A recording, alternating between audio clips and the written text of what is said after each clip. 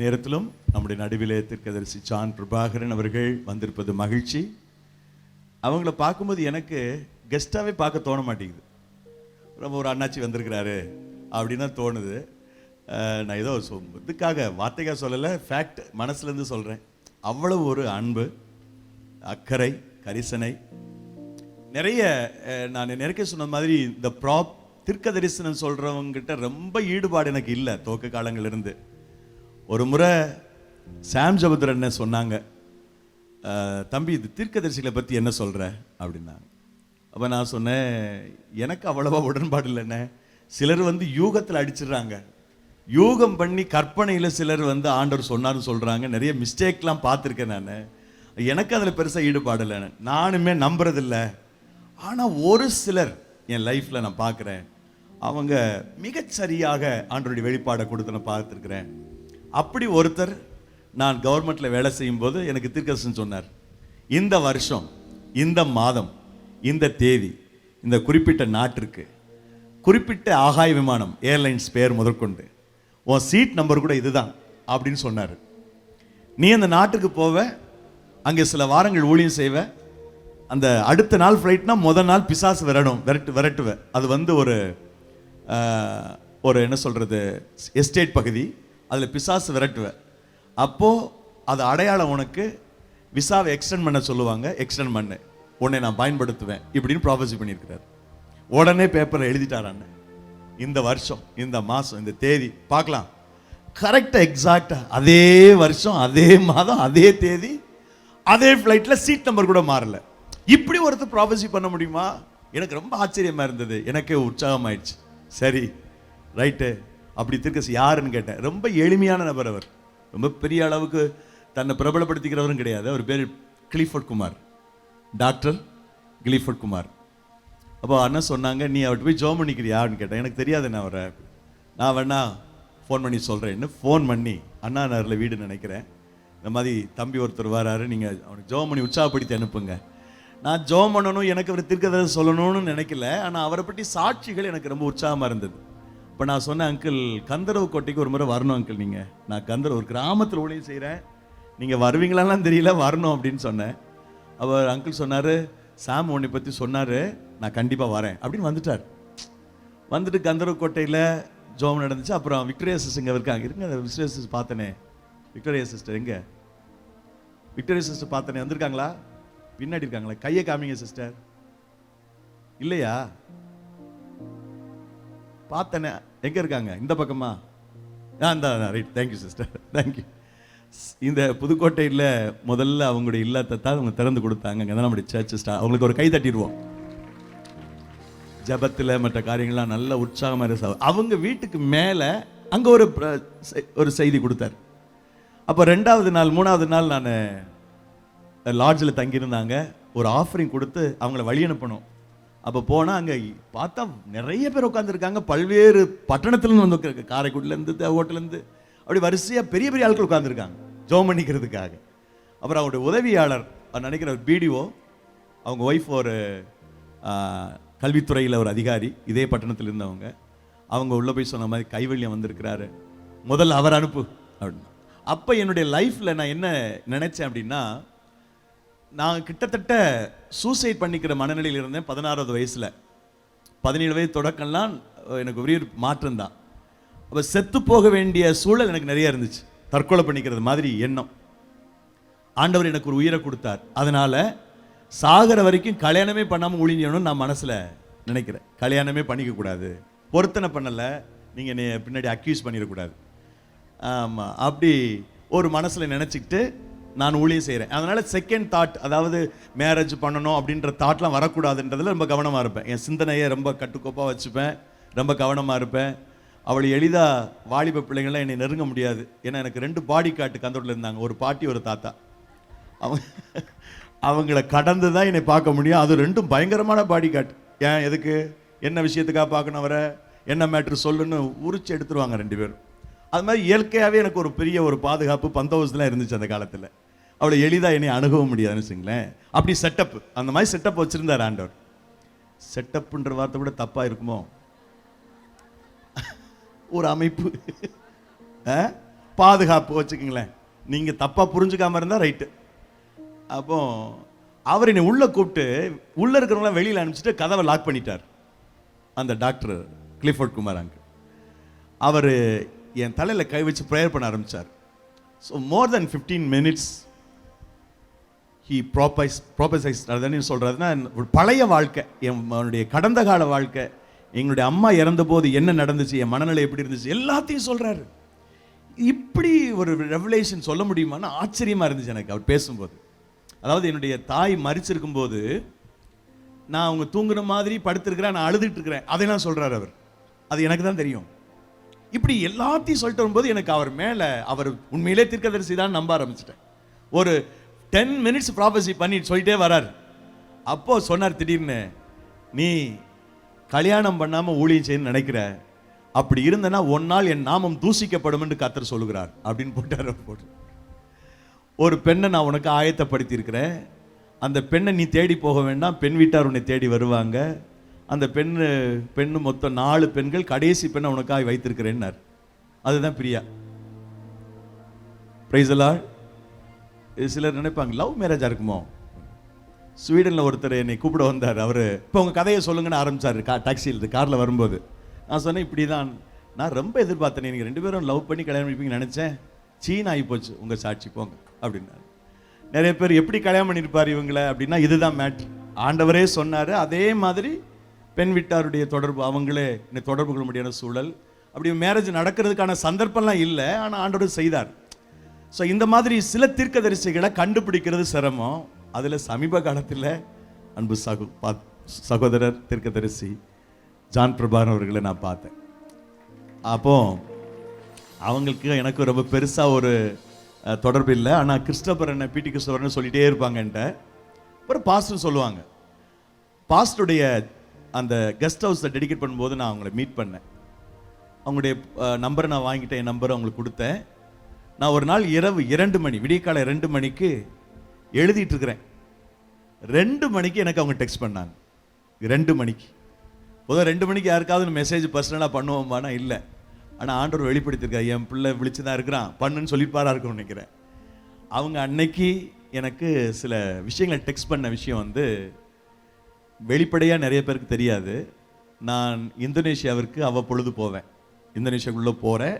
அங்கே ஒரு ஊழியத்தை செய்யணும்னு ரொம்ப நாளாக பிளான் பண்ணி செஞ்சுட்டு இருக்கிறேன், விசிட் பண்ணிட்டே இருக்கிறேன். எனக்கு மலேசியா போகும்போது, சிங்கப்பூர் போகும்போது அந்த இந்தோனேஷியாவுக்கு சத்தம் இல்லாமல் 2 நாள் 3 நாள் உள்ளே போவேன் நான். ஸோ அவங்க சொல்கிறாங்க, இந்தோனேஷியான்ற அந்த பேர் எனக்கு தெளிவாக தெரியுது, கர்த்தர் சொல்கிறாரு அந்த தேசத்தில் ஆண்டவங்களை பயன்படுத்துவாருங்க. ஆல்ரெடி அங்கே நான் விசிட்டட் மெனி டைம். பட் அது வேறு யாருக்கும் வெளியில் தெரியாது. ஆனால் அதை அவங்க மென்ஷன் பண்ணாங்க. மாதிரி நிறைய விஷயங்கள். கடந்த மாதத்தில் கடந்த வருஷத்தில் துபாயில் இருந்தபோது எனக்கு இந்த L4 L6 ரொம்ப பாதிக்கப்பட்டதுனால அதில் பயங்கர பெயின். மறுபடியும் இந்த சூட்கேஸை தூக்கும் போது பிடிச்சிச்சு. அடுத்து கத்தார் போகணும், எனக்கு பயங்கர பெயினில் உட்கார்ந்துருக்கிறேன். திடீர்னு அந்த ஹோட்டலுக்கு வந்தாங்க பிரதர். வந்துட்டு Kaivalyam, can I pray for you அப்படின்னாங்க. என்னது இப்படி ஒரு கேள்வியா, ஐயா ஜெபம் பண்ணுங்க. மெதுவாக என் தோளில் கை வச்சுட்டு அவங்க எதை சொன்னாங்க, இந்த மாதிரி முதுகில் அவங்களுக்கு ஒரு பெயின் இருக்கு, கத்தார் போகிறதுக்குள்ளே ஃப்ளைட் ஏறதுக்குள்ளே சரியாயிடும் அப்படின்னு சொல்லிட்டு நிறைய விஷயங்களை ப்ராபசி பண்ணாங்க. என் மனசில் என் ஒய்ஃப்கிட்ட கூட சொல்லாத ஒரு ப்ராஜெக்ட் மைண்டில் வச்சுருந்தேன் நான், லிட்ரேச்சர் சம்மந்தமாக. அதை அவங்க ப்ராபசி சொன்னாங்க. அதனால் உண்மையிலேயே அது ஒரு வரம், அது ஒரு கிருபை. அப்படிப்பட்ட கிருபையில் மனிதன் இங்கே இருப்பதற்காக நான் கர்த்தரை ஸ்தோத்திரிக்கிறேன். அல்லேலூயா. அவங்கள சந்தோஷப்படுத்தணும், புகழ்ச்செடியை பண்ணணுன்றதுக்கு சொல்லலை. இந்த வரம் விசேஷமான வரம். இதை நீங்கள் விரும்புனீங்கன்னா உங்களுக்கு கிடைக்கும். அவங்களுக்கு அப்படி ஒரு அற்புதமான ஒரு கிருபை தீர்க்கதரிசிகள் சபைகளுக்கு தேவை. இப்போ எனக்கு மிக நெருக்கமான ஒரு குடும்பம் இங்கே வந்திருக்கிறாங்க. அவங்க சென்னையிலேருந்து காலையில் வந்து சேர்ந்தாங்க. ஆனால் சொந்த ஊர் முதல்ல சொன்ன பாருங்க, பேய்க்குளம். பேய்க்குளத்துக்கு பக்கத்தில் ஒரு ஊர் சாலைப்புதூர். அவங்க ஊரில் 3 நாள் கன்வென்ஷனில் பேசியிருக்கிறேன். அப்போ எனக்கு ரொம்ப பழக்கம். அந்த பிள்ளைகள், அவங்க பிள்ளைங்க தான் சாலமோன், கிடியன். இவங்க முடிச்சோர் விஜயகாந்த் சர்ச்சுக்கு அங்கே போயிட்டுருக்குறாங்க. அப்போது பிரதர் சில காலங்களுக்கு அங்கே போயிருக்கும்போது இவன் சாலமோனை பார்த்துருக்குறாங்க. பார்த்துட்டு அவன் ஏதோ சொல்லியிருக்கிறான். சாலமோன் அவனுக்காக ஜெபம் பண்ணிட்டு இருந்தாங்க. பேட்டர், நான் அப்பப்போ ஜெபம் பண்ணுவேன். அப்போ அவங்க இந்த மாதிரி அமெரிக்காவுக்கு ஸ்டூடெண்ட் படிச்சுட்டு இருக்கிறாரு. படிக்கும்போதே அமெரிக்காவுக்கு போகணும். அப்போ ஒரு ஷார்ட் ட்ரிப்பு போக வேண்டி இருக்குது. இதுக்காக ஜோம் பண்ணுங்க. நான் நடக்குமா தெரியல. ஆனால் பிரதர் ஜோம் பண்ணிட்டு சொன்னாங்களே. ஜோம் பண்ணி முடிச்சுட்டு, இது பிரதர் சொல்லலை, பிரதர் கிங்ஸ்லி இங்கே உட்காந்துருக்காங்க, கொஞ்சம் எந்திரிச்சிங்க நல்லாயிருக்கும். இவங்க வந்து ஒரு மியூசிக் மாஸ்டர். அவங்களுடைய அந்த மியூசிக் ஸ்கூலில் ஏராளமான கீபோர்ட்ஸ் இருக்கும், ஏராளமான கிட்டார்ஸ் இருக்கும். Praise the Lord. அவசரத்துக்கு திடீர்னு அவங்க வீட்டில் போய் தங்குவேன் முன்னாடி. எனக்கு மிகவும் நெருக்கமான குடும்பம். அவங்க அடிக்கடி நான் பேசுகிற ஒரு குடும்பம். இப்போ பிரதர் சொன்னார், பிரதர் உடனே பர்ஸை எடுத்து ஒரு $20 அமெரிக்கன் டாலர், $20 இந்த இவனை மாற்றிடுறேன் சாலம் கிரியன்ட்ட கொடுத்து, இதை வச்சுக்க, சிக்காகோல இறங்குவேன், டீ சாப்பிட்றதுக்காக வச்சுக்க, காஃபி சாப்பிட்றதுக்காக. $20. எனக்கு ஒரு நாள் $20 கொடுக்கல. $20 கொடுத்துட்டு, ஆனால் அவன் சிக்காகோ போவான்னா தெரியாது. ஆனால் முடிவில் கடைசியாக டிக்கெட் போடும்போது பார்த்தா சிக்காகோவில் இறங்குறான். இப்போ மறக்காம நீ சிக்காகோவில் அந்த பணத்தை டீக்கு காஃபிக்கு தான் செலவு பண்ணணும். அல்லேலூயா. இப்போ தலைவர் போறாரு, அடுத்த மாதம் அமெரிக்கா போறான். அவனுக்கு ஒரு கை தட்டிடுவோம், ஒரு வாலிப பிள்ளை. அப்படி ப்ராம்ப்டா. அதனால சரி, அது நமக்கு ஏதாவது தீர்க்கதரிசனம் சொல்லணும்னு நீங்க நினைக்காதீங்க. கர்த்தர் பேசினான்னு பேசுவார். இல்லைன்னா அவங்க பாருங்க 2 நாளா பெருசாலாம் தீர்க்கதரிசனம் சொல்லல, வசனத்தை விதைச்சிட்டு போயிட்டே இருக்கிறாங்க. நாளைக்கு ஒரு நாள் இருப்பாங்க. கர்த்தர் யாருக்கெல்லாம் அந்த பாக்கியம் இருக்குதோ அவங்களுக்கு கர்த்தர் கூடுவார். இல்லைன்னா மொத்தமாக ஜெபம் பண்ணிடுவாங்க. அவங்க இருப்பது உள்ளபடி மகிழ்ச்சி. எவ்வளவு நேரம் நம்ம அவங்களுக்கு டைம் கொடுக்கலாம்னா பிரேக்கே இல்லாமையா? பிரேக் இல்லாமல் போச்சுன்னா ஆக்சிடென்ட் ஆகி போயிடும். அவங்ககிட்ட டைம் சொல்லிட்டேன் நான், எப்போ வேணாலும் முடிங்கன்னு. உங்கள் மேலே எனக்கு அதீத நம்பிக்கை. எங்கள் மக்கள் மிகவும் பொறுமையானவர்கள். அதற்கான வரத்தோடு இந்த கூடாரத்திற்குள் அமர்ந்திருக்கிறார்கள். எவ்வளவு நேரம் வேணாம்னா எடுத்துக்கொள்ளலாம். இப்போ சிலருக்கு பொசுன்னு இருக்குமே, கோவம்லாம் வரலையா? அவங்க டைம் சொல்லியாச்சு. கரங்களை உற்சாகமாய் தட்டி அவர்களை வரவேற்று. கர்த்தருக்கு ஸ்தோத்திரம். சொல்லப்பட்ட எல்லா நல்ல வார்த்தைகளுக்காக ஆண்டவருக்கு மகிமை, ஆண்டவருக்கு ஸ்தோத்திரம். கர்த்தர் உங்களை ஆசீர்வதிப்பாராக. கிராமத்து பிரசங்கிமார்கள் எனக்கு ரொம்ப பிரியமானவர்கள். அதில் சில கிராமத்துக்கு போவோம், செவல்பட்டி, தாயல்பட்டி எல்லாம் பட்டி தான். ஒரு நாள் விடிய காலம் 3 மணி ஆகிப்போச்சு மீட்டிங் முடிகிறதுக்கு. பசி தாங்க முடியல. பாஸ்டர்மா சொன்னாங்க, கடைசி நபருக்கு நீங்கள் ஜெபிக்கும்போது நான் இட்லி ஊற்றிடுவேன் அப்படின்னாங்க. ஆக கடைசி நபருக்கு ஜெபிக்கும்போது இட்லி ஊற்றிட்டாங்க. ஒரு 3-3:30 மணிக்கு இட்லி வந்துச்சு. இட்லி வந்து ப்ளூ கலராக இருந்துச்சு. நம்ம தான் தூக்கத்தில் சரியாக கண்ணு தெரியல போல். பக்கத்தில் ஒரு பாடகர் இருந்தார். ஐயா பாடகரே, உங்களுக்கு எதுவும் கலர் மாற்றம்? எனக்கும் ப்ளூவாக தான் ஏன் தெரியுதுன்னார். அனுப்பான அடியிலேருந்து ஒரு தேவருடைய மனுஷன், அண்ணன் தப்பாக நினைக்காதீங்க தம்பி, நானும் ஒரு மணி நேரம் யோசிச்சேன், ப்ளூ கலராக இருக்கப்பா, எப்படி சாப்பிடலாமா வேண்டாமா? அண்ணன் பசிக்கு கலர் தெரியாதுண்ணே, சாப்பிடுங்க. பாதி இட்லி சாப்பிட்ட பிறகு தான் பேச பலன் வந்துச்சு எங்களுக்கு. பாஸ்டர்மாவை கூப்பிட்டாமா, தப்பாக நினைக்காதீங்க, ப்ளூவாக இருக்கு என்ன, அது உஜாலா போட்ட இட்லி கொஞ்சம் அப்படி தான் இருக்கும் அப்படின்னா. இட்லி அப்படியே தொண்டைக்குள்ளே நின்று போச்சு. இப்படி ஒரு ரெசிபி நான் கேட்டது இல்லையம்மா. ஒன்றும் இல்லையா, பாஸ்டரையா வேட்டி துணியில் தான் நான் இட்லி துணி வச்சு ஊற்றுனேன், அதில் கொஞ்சம் உஜாலா கூடி போச்சு அப்படின்னா. பாஸ்டர் உண்டான ஒரு நல்ல வெட்டி 2ஆக கழிச்சு இட்லி துணியாக்கிட்டாயா, இனி பேண்ட்டு சட்டை தான் போடணுன்னு இருக்கேன், இவ்வளோ பெரிய உபத்திரவமாக இருக்கு அப்படின்னா. அப்படி ஒரு கிராமத்தில் ஒரு தேவனுடைய மனுஷர் இருந்தார். நல்ல பேய் ஓட்டுவார். போ பிசாசு அப்படின்பார். அங்கே ஒரு அம்மாவுக்கு பிசாசு பிடிச்சி ஒரு 17 வருஷம் ஒரே ஆட்டம் தான் எந்த நேரம்.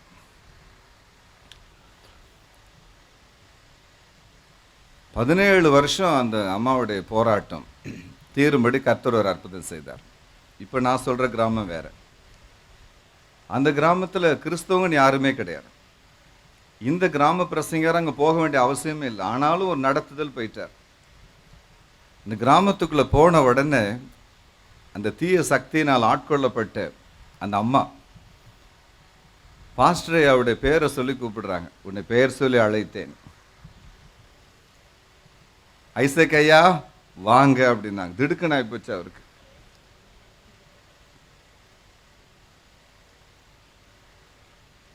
உட்காருங்க ஐயா, ஒரு காப்பி குடிங்க. காப்பி குடிச்சிட்டு ஜோம் பண்ணுங்கங்குது. யாரு? பேய். பிசாசுக்கு எவ்வளோ அன்பு பாருங்க. நடுங்கிட்டார் அவர். என்னடா பேரைன்னு சொல்லுது, காப்பி குடிங்குது, சேரில் உட்கார சொல்லுது, காணிக்கும் சேர்த்து கொடுத்துரும் போல இருக்க. சரி அதையாவது வாங்குவோம், பிசாசுக்கிட்ட இருந்து ஒரு காணிக்க வரட்டும். என்ன தாயி உன் உபசரிப்பு ரொம்ப ஆச்சரியமா இருக்கு, கரிசனை நிறையா இருக்கு, ரொம்ப அன்பா என்னை உபசரிக்கிறியே, இல்லை எதுவும் வில்லங்க இருக்காமான்னு கேட்டார். அந்த பிசாசு உள்ள இருந்து பேசுது. ஐயா 17 வருஷமா நான் ஜோம் பண்ணிட்டு இருக்கேன் ஆண்டவர்கிட்ட. யாராவது ஒரு ஊழியக்காரன் அனுப்பி இந்த அம்மா கிட்ட இருந்து என்னை காப்பாத்துங்க ஐயா அப்படின்னு ஜோம் பண்ணிட்டு இருக்கேன். இப்போ 2 மணி நாள் உபவாசம் மணி வரை ஜோம் பண்ணிட்டு இருக்கேன். இவ்வளோட நான் படுற பாடு பெரிய பாடுயா. நானே பரவாயில்ல போல, என்னை விட பொல்லாதவளா இருக்கா. கோடாங்கி அவள் வயிற்றோட சேர்த்து என்னை கட்டி வச்சுட்டு அவன் போயிட்டான். எனக்கு போக முடிய மாட்டேங்க. கடைசியில் பார்த்தேன் ஆண்டவர் தான் நமக்கு ஒரே வழி. ஆண்டவா ஒரு நல்ல ஊழியக்காரனை அனுப்பி என்னை விடுதலை பண்ணப்பா, இந்த பொம்பளை கிட்ட தான் என்னை காப்பாத்துங்க ஐயா. அவள் பேசுகிற பேச்சை என்னாலே கேட்க முடியலன்ட்டு. இது எனக்கு பெரிய எழுப்புதல் ஆகிப்போச்சு. பிசாசு பிரேயரை கேட்டு கூட ஆண்டவர் ஊழியக்காரனை அனுப்புறார். கவனிச்சிங்களா? அப்படி இந்த கூட்டத்துக்கு பின்னால் எத்தனை ஜபம் இருந்துச்சோ நமக்கு தெரியாது. பிசாசுக்கு ஒரு விடுதலை அவசியமா இருக்கு. நம்ம அவனோட பொல்லாத ஆளா இருக்கும். வீரப்பன் காணாம போயிட்டான். ஜெயலலிதா அம்மா சொல்லிட்டாங்க 10 நாளைக்குள்ள அவனை பிடிக்கணும்ட்டு. எங்க பிடிக்க? அப்போ நான் வெஸ்ட் பெங்காலில் இருந்தேன். காலையில் நியூஸ் பேப்பர் படிக்கிற திடீர்னு ஆகிப்போச்சு. வீரப்பனை தேடி தமிழக போலீஸார் வெஸ்ட் பெங்கால் கல்கத்தா வந்திருக்காங்க அப்படின்ட்டு. அடப்பா இப்போ எங்கே வந்துட்டானே தெரியலையே. சரி எல்லாம் போட்டேன். நடந்த விஷயங்க நியூஸ் பேப்பர். அதுங்க சொல்லுதான், என்னை விட அவன் பெரிய ஆள், அவன் விஷயத்தில் என்னை அனுப்பாதுன்னு பேய் சொல்லிச்சான். என்னை விட அவன் பெரிய ஆள். 100கணக்கான ஆவிகளை கொண்டு அவன் தன்னை பாதுகாத்துக்கிட்டு இருக்கிறான்ப்பா. நான் ஒரு சிங்கிள் பேய் இப்போ ஒன்றும் பண்ண முடியாது. கீழே அந்த ஆர்டிக்கல் இப்படி ஏமாந்து போயிட்டாங்க அப்படின்னு போட்டுருந்துச்சு. உண்மையாக போய் நமக்கு தெரியாது. பட் அந்த நியூஸ் பேப்பரில் நான் அன்னைக்கு காலையில் வாசித்தது. எதுக்கு இந்த ஸ்டோரியில் நான் உங்களுக்கு சொல்கிறேன்னா, பிசாசுகள் அதுங்களும் உபத்திரவத்தில் தான் இருக்கு. அதுங்களுக்கும் ஒரு விடுதலை தேவைப்படுது. இன்னைக்கு அந்த அற்புதத்தை செய்ய போகிறார். இந்த மனுஷங்கிட்ட இருந்து பேய்க்கும் ஒரு விடுதலை அவசியமாக இருக்கு. ஒரு அல்லையிலையா சொல்லுங்க. ஆமாம், எங்கேயாவது போ, எங்கேயாவது போய் பழச்சிக்க. பச்சை மலை, முருகை மலை, எல்லா மலைக்கும் போ. முருங்கை மலை எங்களை விட்டுருப்பா அப்படின்னு சொல்ல போகிறோம். நம்ம இன்று ஒரு வினோதமான வித்தியாசமான ஒரு கட்டத்துக்குள்ள வந்திருக்கிறோம். There are so many spirits, demons in our own boundaries. They are willing to go. ஏன் willing to go? நம்மோட அதால் இருக்க முடியாது. நம்ம ஸ்தோத்திரம் பண்ண பண்ண அங்கே நெருப்பு பற்றி எரிகிறது. They are willing to go. The demons are not interested to stay with us anymore. They are willing to go. அதுக்கு இப்போ ஒரு கமாண்ட் அவசியமா இருக்கிறது. தரித்திரத்தின் ஆவி, கடனின் ஆவி, சஞ்சலத்தின் ஆவி, கண்ணீரின் ஆவி, தூக்கத்தின் ஆவி, 66 ஆவிகள் பைபிளில் போட்டிருக்கு. இதெல்லாம் வேற வழி இல்லாம தான் நம்மோட இருக்குது. முதல்ல ஆசைப்பட்டு வந்திருக்கலாம். நல்லா அழகா இருக்கார் அண்ணன், சிகப்பா இருக்கார், வீடு நல்லா இருக்கு, டிவி எந்த நேரம் ஓடிக்கிட்டு இருக்கு, நம்மளும் கூட சேர்ந்து பார்க்கலாம் அப்படின்னு அதுக்கு ஒரு ஆசை இருக்க தான் செய்யும். ஆனால் இப்போ வெறுத்து போயிருக்குது. நீங்கள் பாடுற ஒவ்வொரு பாட்டும், துதியும், ஸ்தோத்திரம், இப்போ அதுக்கு பெரிய டென்ஷன், டார்ச்சர். போகணும், ஆனால் போகிறதுக்கு வழி தெரியல, எங்கே போகணும் தெரியல, எப்படி போகணும்னு தெரியல, கட்டப்பட்டிருக்கிறது. ஆனால் இப்போ நம்ம ஒரு ஜெபம் பண்ண போகிறோம். தேவனுக்கு மகிமையாக இந்த சாட்சியை நான் சொல்ல போகிறேன். இந்த டெஸ்டிமனி அந்த ஜெபம் இந்த வருஷம் வரைக்கும், நாட்கள் வரைக்கும் உங்களை தொடர்ந்து வந்த விபத்தின் ஆவி, கடனின் ஆவி, கண்ணீரின் ஆவி, வியாதியின் ஆவி, உபத்திரவத்தின் ஆவி இந்த 10 நிமிஷத்தில் கர்த்தருடைய அக்கினி இறங்கி வந்து உங்களை விட்டு அவைகளை வெளியே போகும்படி தேவன் கட்டளையிட விரும்புகிறார். ஏன்னா they are willing to go. பெங்களூர்ல ஒரு பாஸ்டர் இருந்தாங்க. பேய் பிடிச்ச அம்மாவுக்கு ஜெபம் பண்ண போனாங்க. ரொம்ப அழகா இங்கிலீஷ்ல பேசுவார், தமிழும் நல்லா அழகா பேசுவார்.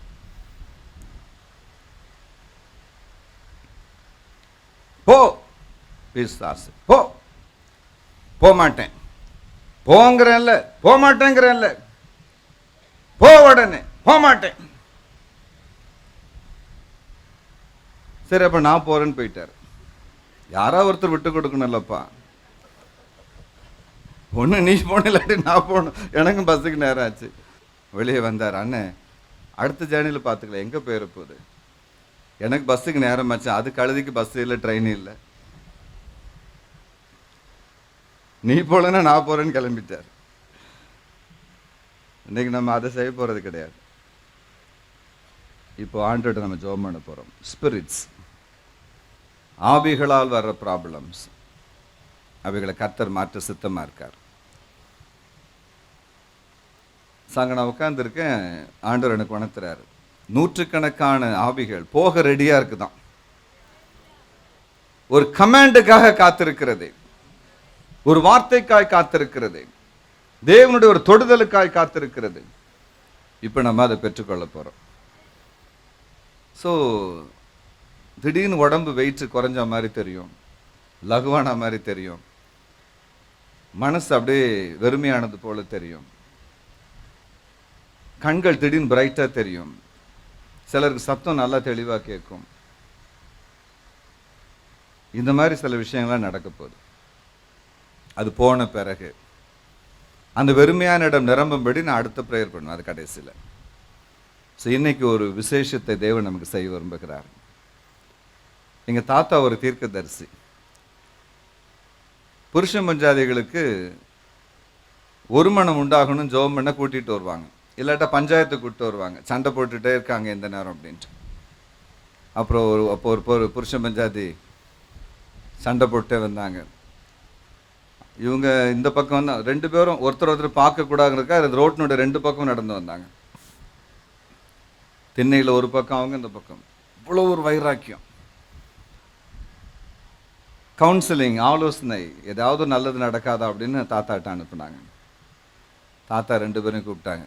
ரெண்டு கழுதையும் முழங்கால் போடு அப்படின்னா ரெண்டு பேரும் முழங்கால் போட்டாங்க, தலையில கை வச்சாங்க. பிரிவினை நாவியே போ, நரகத்துக்கு போ அப்படின்னா. அவ்வளோதான். ரெண்டு பேரும் திரும்பி போகிற காட்சியை நீங்கள் பார்க்கணுமே. ஓ மை, ஒரு காற்று கூட ரெண்டு பேர் இடையிலையும் போக முடியாதுங்க. நடந்து போகிறாங்க, நிழல் ஒரே நிழலாக இருக்கு, போகிறது ரெண்டு பேர். சாயங்கால வெயிலில் பார்த்தீங்கன்னா நிழல் வந்து ஒரே நிழலாக இருக்கு. அவ்வளோ ஒரு சந்தோஷத்தோட, ஒரு பாக்கியத்தோட அந்த கையை அப்படி இறுக்கி பிடிச்சிக்கிட்டு அவங்க நடந்து போன காட்சி எங்கள் ஊரே அவங்கள திரும்பி பார்த்துச்சு. ஏன்னா கல்யாணத்தானே கூட 1/2 இன்ச்சு கேப் விட்டானப்பா. அப்போ ஊர் பெரியவங்களுக்கு எங்கள் தாத்தா மேலே வருத்தம். தங்கையா, ஏதோ புத்திமதி சொல்லின்னு பார்த்தா பேய் ஓட்டிகிட்டு இருக்கீங்களே அப்படின்ட்டு. அப்போ தாத்தா சொன்னாங்க, பிசாசுக்கு ஆலோசனை கொடுக்க முடியாது, விரட்ட தான் முடியும் அப்படின்னாங்க. You cannot counsel a demon, and you can only chase it out. பிசாசுக்கு உட்காந்து யாராவது கவுன்சில் பண்ண முடியுமா? விரட்ட தான் முடியும். ஸோ பாயிண்ட் 1, நூற்றுக்கணக்கான தீய சக்திகள் போக ரெடியாக இருக்குது. அதுதான் ஒரு பெரிய ப்ளஸ் பாயிண்ட். என்னுடைய வேலை ரொம்ப குறையுது பாருங்க. they are ready to go. Ready இல்லைன்னா ரெடி ஆக்கணும், அது வேற விஷயம். ஆனால் they are ready to go. Holy Spirit is ready to bless you. ஆக நம்ம ஒரு சின்ன பாட்டு தான் பாட போகிறோம். ஆண்டவர் வருவார், மறைந்திருக்கிற எல்லா ஆவிகளையும் வெளியே கொண்டு வருவார். ஹிடன் ஸ்பிரிட்ஸ், மனசுக்குள், ஆவிக்குள், ஆத்துமாக்குள், கிட்னிக்குள், வயிற்றுக்குள், கண்ணுக்குள், காதுக்குள், வீட்டுக்குள், பீரோவுக்குள், நகைக்குள், பிள்ளைகளுக்குள் மறைந்திருக்கிற, ஒளிந்திருக்கிற எல்லா பிசாசின் வல்லமைகளையும் கர்த்தர் வெளியே கொண்டு வருவார். அந்த சந்தோஷத்தை நீங்கள் அனுபவிக்க போறீங்க. எழுந்து நிற்போம் ஒரு நிமிஷம். பேய்களும் நீங்கும் பொல்லாவியும் அகன்றிடும், நோய் பிணியாவுமே தொல்லையுமா, பேய்களும் நீங்கும் பொல்லாவியும் அகன்றிடும். நோய் பிணியாவுமே தொல்லையுமா, அதிசயம் நடக்கும் அற்புதம் பெருகும், அதிசய பெயரும் என்றென்றும் ஜெயிக்கும். இயேசென்னும் நாமம் என் நாவுக்கு சுகிதம், நானிலம் தனில் என் அரணேயா. இயேசென்னும் நாமம் என் நாவுக்கு சுகிதம், நானிலம் தனில் என் அரணேயா. பயங்கர சர்ப்பத்தை பயமின்றி எடுக்கவும், மயக்கிடும் நஞ்சை எடுக்குமேயா. பயங்கர சர்ப்பத்தை பயமின்றி எடுக்கவும், மயக்கிடும் நஞ்சை எடுக்குமேயா. தயங்கி நிற்பவரை தாங்கிடும் பலனே, தயங்கி வந்தவரை ஆற்றிடும் பெயரே. இயேசென்னும் நாமம் என் நாவுக்கு சுகிதம், நானிலம் தனில் என் அரணேயா. இயேசென்னும் நாமம் என் நாவுக்கு சுகிதம், நானிலம் தனில் என் அரணேயா. சிந்தையின் பாரங்கள் யாவையும் நீக்கிடும், சஞ்சலம் யாவுமே அகற்றும். சிந்தையின் பாரங்கள் யாவையும் நீக்கிடும், சஞ்சலம் யாவுமே அகற்றும். பந்தனை ஜெயித்து பந்தனை அணைக்கும், பந்தனை அழித்து சந்தோஷம் அளிக்கும். இயேசென்னும் நாமம் என் நாவுக்கு சுகிதம், நானிலம் தனில் என் அரணேயா. இயேசென்னும் நாமம் என் நாவுக்கு சுகிதம், நானிலம் தனில் என் அரணேயா. தீரும் என் குறையும் தீதுகள் மறையும், தீரும் என் திகிலும் உரைக்கவும் பெயரும். இயேசென்னும் நாமம் என் நாவுக்கு சுகிதம், நானிலம் தனில் என் அரணேயா.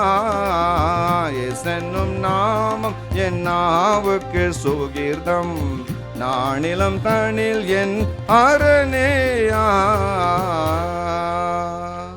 வானம் திறக்கப்படட்டும், அக்கினி இறங்கட்டும். பொல்லாத பிசாசே, பரம்பரையான் பிள்ளைகளை வாட்டி வதக்குகிற ஆவியே, இந்த மதிய பொழுதினை வெளியே போகும்படி ஆண்டவரும் இரட்சகருமான இயேசு கிறிஸ்துவின் நாமத்தில் கட்டளை கொடுக்கிறேன். என் பிள்ளைகள் ரட்சிக்கப்பட்ட பிறகும், அபிஷேகம் பெற்ற பிறகும், அழைப்பு பெற்ற பிறகும் அவர்கள் விடாமல் துரத்துகிற பொல்லாத ஆவியே, வலு சர்ப்பத்தின் ஆவியே, பிசாசுகளின் சக்தியே, கர்த்தர் உன்னை கடிந்து கொள்வாராக, கர்த்தர் உன்னை சபிப்பாராக. இந்த நிமிஷத்தில் இருந்து வெளியே போகும்படி தேவனுடைய ஊழியக்காரனாக நான் உனக்கு கட்டளை கொடுக்கிறேன். பொல்லாத பிரிவினை ஆவியே, பண கஷ்டங்களை கொண்டு வருகிற ஆவியே, குழப்பத்தின் ஆவியே, தரித்திரத்தின் ஆவியே, போ வெளியே. Thank you holy spirit of God. பலகீனத்தின் ஆவிகள், எல்லா விதமான வியாதிகளை கொண்டு வருகிற பிசாசின் கிரியைகள், மந்திரத்தின் வல்லமைகள், சூனியத்தின் வல்லமைகள், முன்னோர்களின் மூலமாய் புறப்பட்டு வந்த ஆவிகள், செத்த ஆவிகள் எல்லாவற்றையும் கடிந்து நான் ஜெபிக்கிறேன். வானத்திலிருந்து தேவனுடைய அக்கினியை கொண்டு வந்து போடுகிறேன். ஒவ்வொரு தலையிலும் அக்கினியை போடுகிறேன். இப்பொழுதும் அதிசயம் விளங்கட்டும், அற்புதம் விளங்கட்டும்.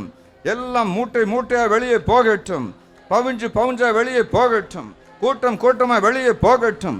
எங்கள் வீட்டிலிருந்து, எங்கள் சந்ததியிலிருந்து, எங்கள் வயிற்றிலிருந்து, எங்கள் இருதயத்திலிருந்து, எங்கள் கண்களிலிருந்து வெளியே போகட்டும், வெளியே போகட்டும். முட்டாள்தனத்தின் ஆவியே, மூடத்தனத்தின் ஆவியை போ வெளியே. Thank you holy spirit of God. தூக்க மயக்கத்தின் ஆவியை, பலகீனத்தின் வல்லமையை கர்த்தருடைய நாமத்தில் போ வெளியே இப்பொழுது. Thank you Jesus. கடனை கொண்டு வருகிற பொல்லாத ஆவியை போ வெளியே. வீணான செலவுகளை கொண்டு வருகிற வல்லமையை போ வெளியே. Thank you Jesus. கெட்ட நண்பர்களை கொண்டு வருகிற ஆவியை போ. Thank you Jesus. சருமத்தில் வியாதிகளை கொண்டு வந்து அந்த தோற்றத்தை குலைக்க பண்ணுகிற பொல்லாத கிரியைகளை கர்த்தர் உன்னை கடிந்து கொள்வாரா, போ வெளியே. Thank you Jesus. மலஹ ஷெல்ல ஹோந்தர ஹத்தி கமா ஷொலகமா. தடைகளை உண்டு பண்ணுகிற ஆவியை போ வெளியே. பிரயாணத்தை தடை பண்ணுகிற வல்லமையை கர்த்தருடைய நாமத்தில் உன்னை நான் கடிந்து கொள்ளுகிறேன்.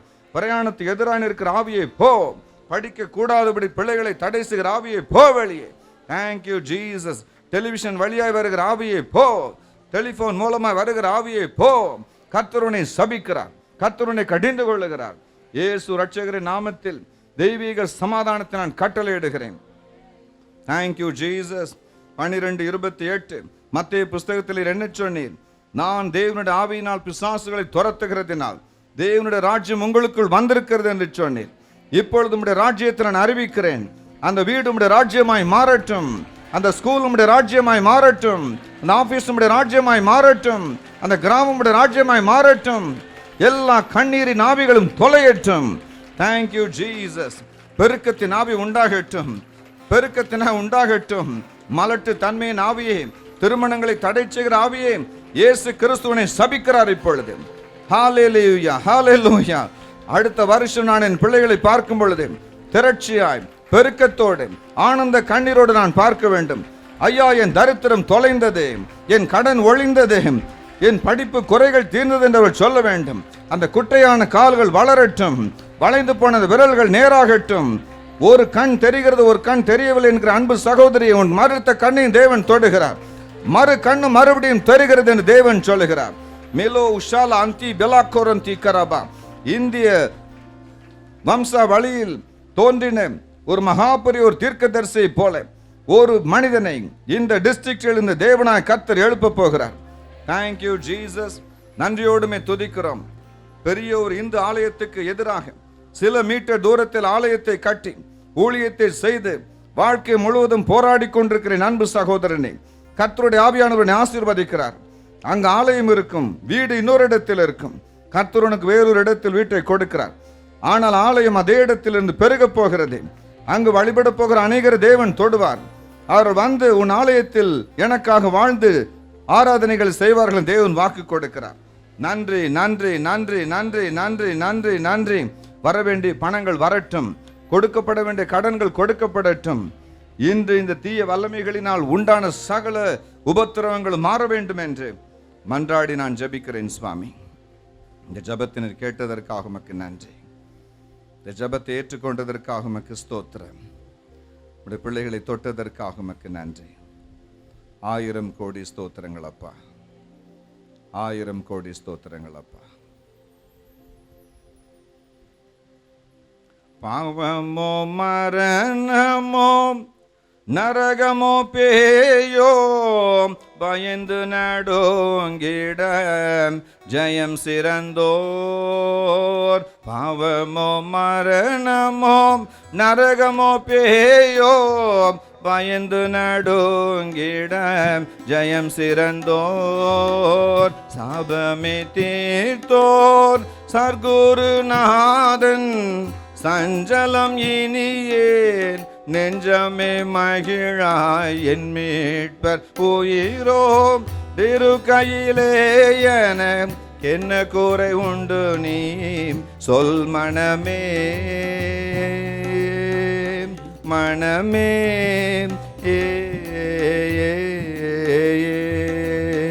போனது போகட்டும், புவி வசை பேசட்டும், பொல்லானம்புகள் எய்திடட்டும்.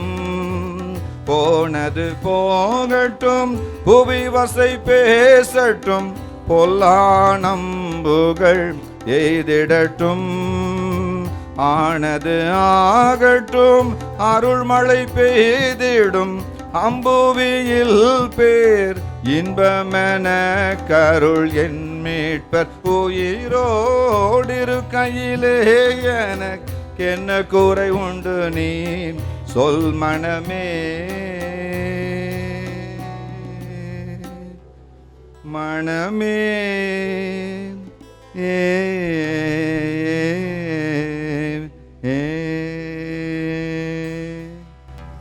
வசந்தி, தேவன் உன்னை ஆசீர்வதிக்கிறார். தீர்க்க தரிசன வரத்தை உன்னை கொடுக்கிறார். உன் வீட்டில் இருக்க அத்தனை பேருக்கு உன்னை தாயாய் அவர் மாற்றுகிறார். உன் பெயருக்கு ஏற்றபடி தேவன் உன்னை ஆசீர்வதிக்கிறார். வசந்தி, உன் பெயருக்கு ஏற்றபடி தேவன் உன்னை ஆசீர்வதிக்கிறார். எங்கள் அன்பு ரட்சகரே, இந்த மதிய நேரத்தை நீர் ஆசீர்வதியும். நீர் கொடுத்த விடுதலை சந்தோஷத்தோடு ஏற்றுக்கொள்கிறோம். எங்களோடு தங்கியிரும், மகிமைப்படும். உடைய வார்த்தை வசனத்தால் எங்களை ஆதரித்தருளும். உமக்கு மட்டும் மகிமை. எங்கள் அன்பு ரட்சகர் நாமத்தில் நாங்கள் வேண்டி மன்றாடி ஜெபிக்கிறோம் சுவாமி. ஆமென். உட்கார்வோம். தேங்க்யூ. இன்றைய மதிய பொழுதின் சுருக்கமான தியானத்திற்கு என்று தேவனின் உள்ளத்தில் போட்ட வசனம் எஸ்ராவின் புஸ்தகம் 5ஆம் அதிகாரம் 15வது வசனம். எஸ்ராவின் புஸ்தகம் 5ஆம் அதிகாரம் 15வது வசனம். அதில் வேதம் இப்படி சொல்லுகிறது, தேவனுடைய ஆலயம் அதன் ஸ்தானத்திலே கட்டப்பட வேண்டும். தேவனுடைய ஆலயம் அதன் ஸ்தானத்திலே கட்டப்பட வேண்டும். எபேசியர் 2:19 மற்றும் 20 என்ன சொல்லுகிறது? தேவனுடைய திருச்சபையாகிய ஆலயம். 1 கொரிந்தியர் 3:16 6:19 என்ன சொல்லுகிறது? நம்முடைய உடல் என்கிற தேவனுடைய ஆலயம். இந்த ஆலயத்தை கட்டுவதற்கு, ஸ்தாபிப்பதற்கு தேவனாகிய கர்த்தர் ஒரு ஸ்தானத்தை வைத்திருக்கிறார். நீங்களும் நானும் தேவனுடைய ஆலயமாய் இருக்கிறதுனால் என்ன பயன்? நமக்கென்று ஒரு ஸ்தானத்தை தேவன் ஆயத்தம் செய்து வைத்திருக்கிறார். நீங்கள் நானும் அனாதைகள் அல்ல, திக்கற்றவர்கள் அல்ல. நாம் வாழ்வதற்கு ஒரு ஸ்தானம் உண்டு, குடியிருக்க ஒரு ஸ்தானம் உண்டு, ஊழியம் செய்ய ஒரு ஸ்தானம் உண்டு. நாம் ஸ்தானமற்றவர்கள் அல்ல. நமக்கு ஒரு ஸ்தானத்தை தேவன் வைத்திருக்கிறார். இலங்கை நாட்டில் மஸ்கலியா என்னும் ஒரு கிராமம் இருக்கிறது, மலைப்பகுதி. என் மனைவியினுடைய முன்னோர்கள் அங்கு ஊழியம் செய்தார்கள். 50-60 விசுவாசிகள் வந்தவுடன் அங்கு ஒரு இடத்தை வாங்கி ஆலயம் கட்ட வேண்டும் என்று அவர்களுக்கு ஆசை. பணத்தை சேகரித்தார்கள். சுமார் 60 ரூபாய் கிடைத்தது. இந்த 60 ரூபாயை வைத்து ஒரு நிலத்தை வாங்கிவிடலாம். ஆகவே அவர்கள் இங்கும் அங்குமாய் அலைந்து திரிந்து பேருந்து நிலையத்துக்கு அருகே ஒரு அழகான இடத்தை கண்டுபிடித்தார்கள். ஆலயத்துக்கு ஏற்ற இடம். ஒரே சந்தோஷம் அவர்களுக்கு. அடுத்த நாள் முன்பணம் கொடுக்க வேண்டும். கொடுப்பதற்கு முன்பு தேவனிடத்தில் ஜெபிக்கலாமே என்று அவர்களுக்கு தோன்றினர். அந்த இரவு முழங்கால் போட்டு ஜெபித்தார்கள். ஆண்டவருடைய பதில் இல்லை. ஸ்தோத்திரத்தோடு படுக்க போய்விட்டார்கள். சொப்பனத்தில் தேவன் ஒரு காட்சியை கொடுத்தார். தேவனுடைய தூதன் ஒருவன் தோன்றி என் மனைவியினுடைய அந்த முன்னோராகிய அந்த தகப்பனாரை பார்த்து சொன்னார், இங்கு வேண்டாம், அங்கே போய் கட்டு என்றார். இங்கு வேண்டாம், அங்கே போய் கட்டு. அங்கே என்கிற அந்த ஸ்தானத்திற்கு நேராக அவர் தன் கரங்களை நீட்டினார் அல்லது உயர்த்தினார். சொப்பனத்தில் அந்த காட்சி அவர்களுக்கு தெளிவாய் தெரிந்தது. அருகே இருக்கிற ஒரு மலைப்பகுதியில், மேடான பகுதியில், உச்சி பகுதியில் இந்த ஆலயத்தை கட்டும்படி தேவன் உணர்த்துவதை அவர்கள் கண்டறிந்தார்கள். காலையில் எழும்பினார்கள். மூப்பர்களை கூப்பிட்டார்கள். மன்னித்துக் கொள்ளுங்கள், இங்கே அல்ல, அங்கே கட்டப்போகிறோம் என்றார்கள். எங்க அப்படின்னாங்க. அங்க. எங்கேயா? அங்க.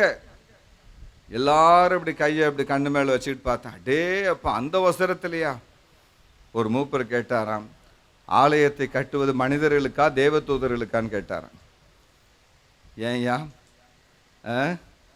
இங்க இருக்கு, நடக்கிற தூரத்தில் இருக்க சர்ச்சுக்கு ஜனங்க வரமாட்டேங்கிறாங்க.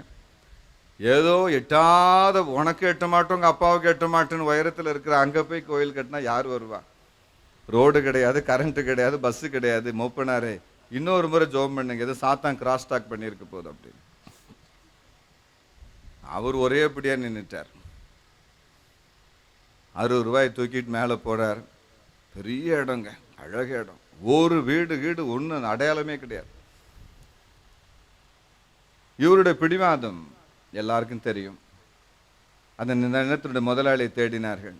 அவன் ஓடி வந்தான். ஐயோ, யார் தலையிலையாவது கட்டலாம், நானும் ஒரு 5 தலைமுறையாக காத்திருக்கிறேன் ஐயா.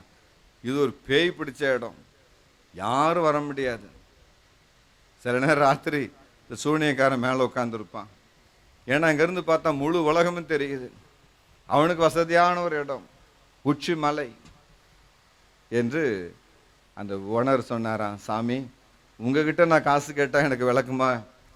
நீங்கள் என்ன கொடுக்குறீங்களோ கொடுங்க ஐயா அப்படின்னுச்சார். 60 ரூபா இருக்குப்பா உனக்கு தரேன் அப்படின்னாரு. கோடி புண்ணியங்க, அந்த முழு மலையை நீங்கள் எடுத்துக்கிடுங்க அப்படின்ட்டு 60 ரூபாய் வாங்கிட்டு ஓடி போயிட்டார். இருந்தாங்க. பத்திரம் முடிச்சாச்சு. கஷ்டப்பட்டு கட்டினாங்க. அந்த ஹிஸ்ட்ரி ரொம்ப ஆச்சரியம். என்னன்னா, ரோடு கிடையாது. முதல்ல கருங்கற்களால் அந்த தேவாலயம் கட்டப்பட்டது. பட்ட பாடு கொஞ்சம் நஞ்சமல்ல, மேலே அந்த பொருள்களை கொண்டு போய் சேர்க்க. எல்லாரும் என்னுடைய தாத்தாவுக்கு, மனைவியினுடைய அந்த முற்பிதாவுக்கு கிரேசி, அவர் ஒரு பைத்தியங்க, எதையா சொல்லிட்டு இருப்பார், காரணம் இல்லாமல் எதையா செய்வார் என்று ஒரு ஆவிக்குரிய ஒரு பைத்திய பட்டம் இன்டைரக்டா. வெளியே சொல்ல தைரியம் இல்லாவிட்டால் மனசில் எல்லாருக்கும் அந்த எண்ணம் உண்டு. ஆலயம் கட்டப்பட்டது.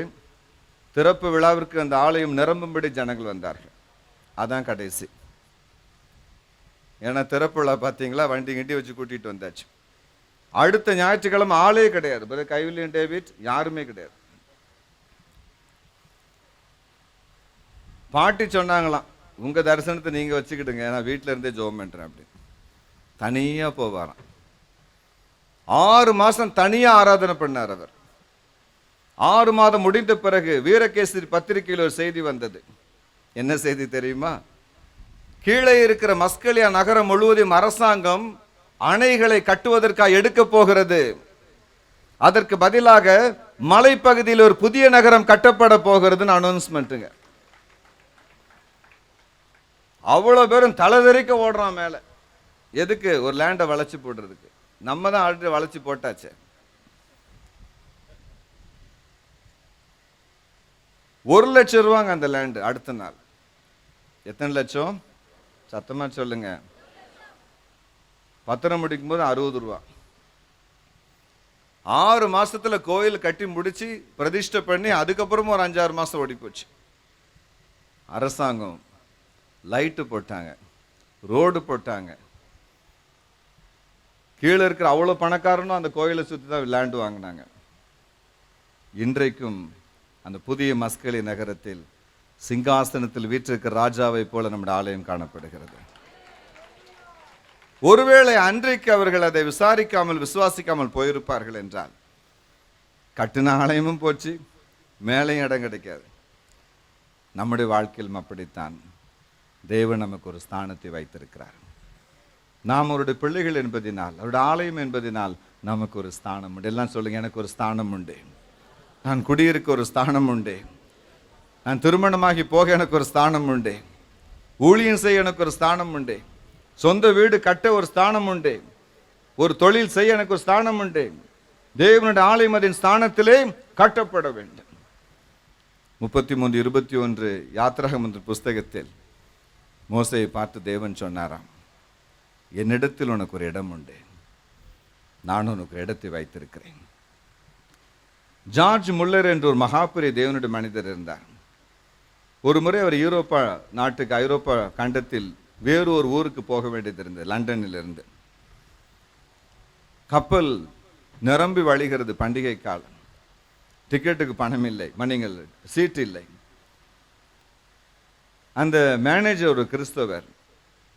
அவர் சொன்னாராம் முல்லரை பார்த்து, அண்ணே கொஞ்சம் சீக்கிரம் வந்திருக்க கூடாதா? இல்லைப்பா, ஜெபத்தை முடிக்க கொஞ்சம் லேட்டாகி போச்சு, சீட்டெல்லாம் தீர்ந்து போச்சு ஐயா. ஐயோ, நான் எப்படி போகிறது? 3 நாள் பிரயாணம் ஆச்சேன், எந்த சீட்டுமே கிடையாது, ஸ்டாண்டிங் கூட கிடையாது. அங்கேயே முழங்கால் போட்டார். யாரே? நம்ம ஜார்ஜ் முல்லர். பைபிளை 100 முறை முழங்கால் போட்டு படித்தவர் தான் ஜார்ஜ் முல்லர். அல்லேலூயா சொல்லுங்க. ஒரு பையன் போய் அவர்கிட்ட கேட்குறான், ஐயா நான் வேற புஸ்தகம் படிக்கட்டுமான்னு. படி. 100 முறை பைபிளை படித்த அப்புறம் அடுத்த புஸ்தகத்தை படினார். அவன் தான் அது பரலோகம் போயிடுவானே அதுக்குள்ள. ஒரு அல்லேலூயா சொல்லுங்க.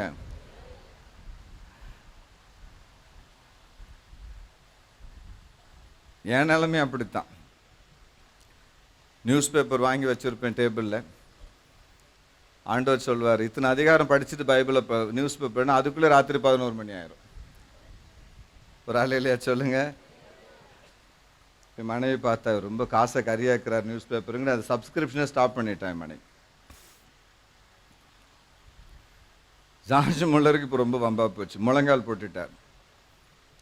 ஆண்டவரே, நான் பிரயாணம் பண்ணும்போது எனக்கு ஒரு வாக்குத்தத்தம் கொடுத்தா நான் அனுப்புறீங்க எப்பவுமே. இந்த முறை என்ன சொன்னீங்க? உனக்கு ஒரு அழகான சீட்டு ஆயத்தம் பண்ணியிருக்கேன்னு சொன்னீங்களே ஐயா, இந்த பையன் ஒரு சீட்டு இல்லைங்கிறானே. இந்த ஜபத்தை பார்த்து மேனேஜர் நடுங்கிட்டார். ஐயோ, நம்ம சீட்டை கிழிச்சுடுவார் போல இருக்க. அப்படி சொல்லனே, வெள்ளைக்காரங்க போகிறதுக்கான சீட்டு கிடையாது. சரி, இப்போ யாருக்கு வச்சிருக்க? கருப்பர்கள், அடிமைகள். 1 பவுண்டு கொடுத்தா அந்த சீட். அதுக்கு பெட்ஷீட், பிளாங்கெட் ஒன்றும் கிடையாது. எந்த எஜமான்கள் அந்த மனிதர்களை கொண்டு போகிறார்களோ அந்த அடிமைகளை, அவர்களுக்கு அந்த எஜமான்கள் பொறுப்பு. அப்படி ஒரு டிக்கெட் இருக்கு. ஒரே ஒரு டிக்கெட், அடிமைகளின் டிக்கெட். அவர் சொன்னார, நானும் ஒரு அடிமை தான்ப்பா, கூட ஒரு டிக்கெட்டை. உள்ளே நுழைந்தார். டிக்கெட் இன்ஸ்பெக்டர் சொன்னார், அண்ணன் தப்பா நினைக்காதீங்க, உங்களுக்கு ஒத்து வராதுங்க. டார்ச்சரில் நீங்களே தண்ணியில் பொத்துன்னு குதிச்சிருவீங்க. 3 நாள் குளிர் ஆட்டி எடுத்துரும். பாத்ரூமுக்கு கியூவில் நிற்கணும் நீங்கள். நமக்கெல்லாம் ஒத்து வராது சார், அடுத்த கப்பலில் போங்க. அட போய் சுவிசேஷத்துக்கு ஆட்கள் காத்திருக்காங்க, நானும் ஒரு அடிமை தான் அப்படின்னுட்டார். விசுவாசம் கொஞ்சம் ஸ்ட்ராங்காக இருந்தது ஆரம்பத்தில். அங்கே நடக்கிற விஷயம் அவருக்கு அப்போ தெரியாது பாவம். நேராக அந்த கம்பார்ட்மெண்ட்டுக்கு உள்ள தூக்கி போட்டாங்க. மூச்சு விட இடம் கிடையாது. முதல்ல உள்ளே போனார். முழங்கால் போட ஒரு இடம் கிடைக்குமானார். ஒரு இடம் கிடைச்சது. முழங்கால் போட்டார். இயேசுவே, நல்ல ஒரு இடம் கொடுக்குறேன்னு சொன்னீங்களே, இந்த இடம் தானா ஐயான்னு கேட்டார். மறுபடியும் சத்தம், இல்லை முல்லர், உனக்கு ஒரு நல்ல ஆசீர்வாதமான இடத்தை நான் ஆயத்தம் பண்ணியிருக்கிறேன். இதையா தயா நீங்கள் 60 முறை சொல்லிட்டீங்க, எப்போ ஜெபம் பண்ணாலும் அதை தான் சொல்கிறீங்க. அந்த இடத்துக்கு ஒரு அட்ரஸ் கொடுத்தா நான் பாட்டு போய் உட்காந்துக்கிட மாட்டேன் அப்படின்னு. எத்தனை முறை ஜெபித்தாலும் ஒரே பதில் தான், முல்லர், உனக்கு ஒரு அழகான இடத்துல ஆயத்தம் பண்ணியிருக்கேன். கப்பலும் கிளம்பியாச்சுங்க. கேங்வேன்னு சொல்லுவோம். அந்த கேங்வேல வந்து நிற்கிறார். கூட்டம் அலம் மோதுது. எல்லா அடிமைகள். 1.5 நாட்டிக்கல் மைல் அப்படின்னா நம்ம மைலுக்கு என்ன சொல்லலாம்? 2 மைல் சொல்லலாம், அதில் 1 மைல் சொல்லலாம். 2 மைல் நமக்கு. 1.5 நாட்டிக்கல் மைல்ஸ் அந்த கப்பல் போய்விட்டது. தடுமாறிட்டார் முல்லர். இனி எந்த விதமான சீட்டுக்கும் வழி கிடையாது. இந்த டிக்கெட் எடுத்து அடுத்த கம்பார்ட்மெண்ட் போக முடியாது. 3 நாள் அங்கே இருக்கிறது நினைச்சா ரொம்ப கவலையாகி போச்சு அவருக்கு. குளிர் ஆட்டுது, ஓப்பன் ஸ்பேஸ். மறுபடியும் முழங்கால் போட்டார். ஆண்டவரே, இதுதான் உங்களுடைய சித்தம்னா இதை நான் ஏற்றுக்கொள்கிறேன் ஆண்டவரே. நான் சொல்லும் போதே ஒரு ஹார்ன் அடிக்குது. கப்பல் நிற்குது. கேப்டன் சொல்றாரு, நமக்கெல்லாம் ஒரு குட் நியூஸ். வேல்ஸ் நாட்டின் இளவரசர் நம்முடைய கப்பலில் பயணம் செய்ய வந்திருக்கிறதா தகவல் வந்திருக்கிறது. அவரை வரவேற்க கப்பல் திரும்ப போகிறது. உங்களுக்கு ஓகேவான்னு கேட்டார். எல்லாரும் 1500 பேர் ஒரே சந்தோஷம், எல்லாம் கை விட்டுட்டாங்க. ராஜா கூட போறதுனா சந்தோஷம் தானே. நாங்கள் நெல்லை எக்ஸ்பிரஸ் ரயில் ஏறுறதுக்காக எக்மூர் ஸ்டேஷன் போயிருந்தோம். அப்போ நாங்களாம் சின்ன பிள்ளைங்க. ஒரு பக்கம் ராமேஸ்வரம் போகிற ரயில் நிற்குது, சேது எக்ஸ்பிரஸ். இன்னொரு பக்கம் மதுரைக்கு போகிற பாண்டியன் எக்ஸ்பிரஸ் நிற்குது.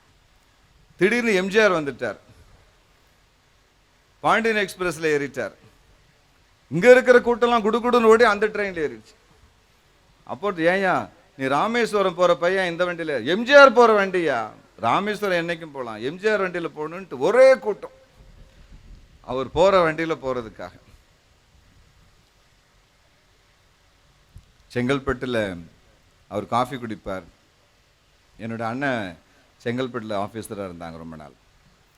அவங்க அடிக்கடி சொல்லுவாங்க, எம்ஜிஆர் வந்தால் அந்த ரயில்வே காஃபி கொஞ்சம் ஊற்றி கொடுங்கன்னு கேட்பாராம். பாவம், அந்த காலத்தில் காஃபி நல்லா இருந்திருக்கு. இப்போ காஃபி கொஞ்சம் பரிதாபம் தான்.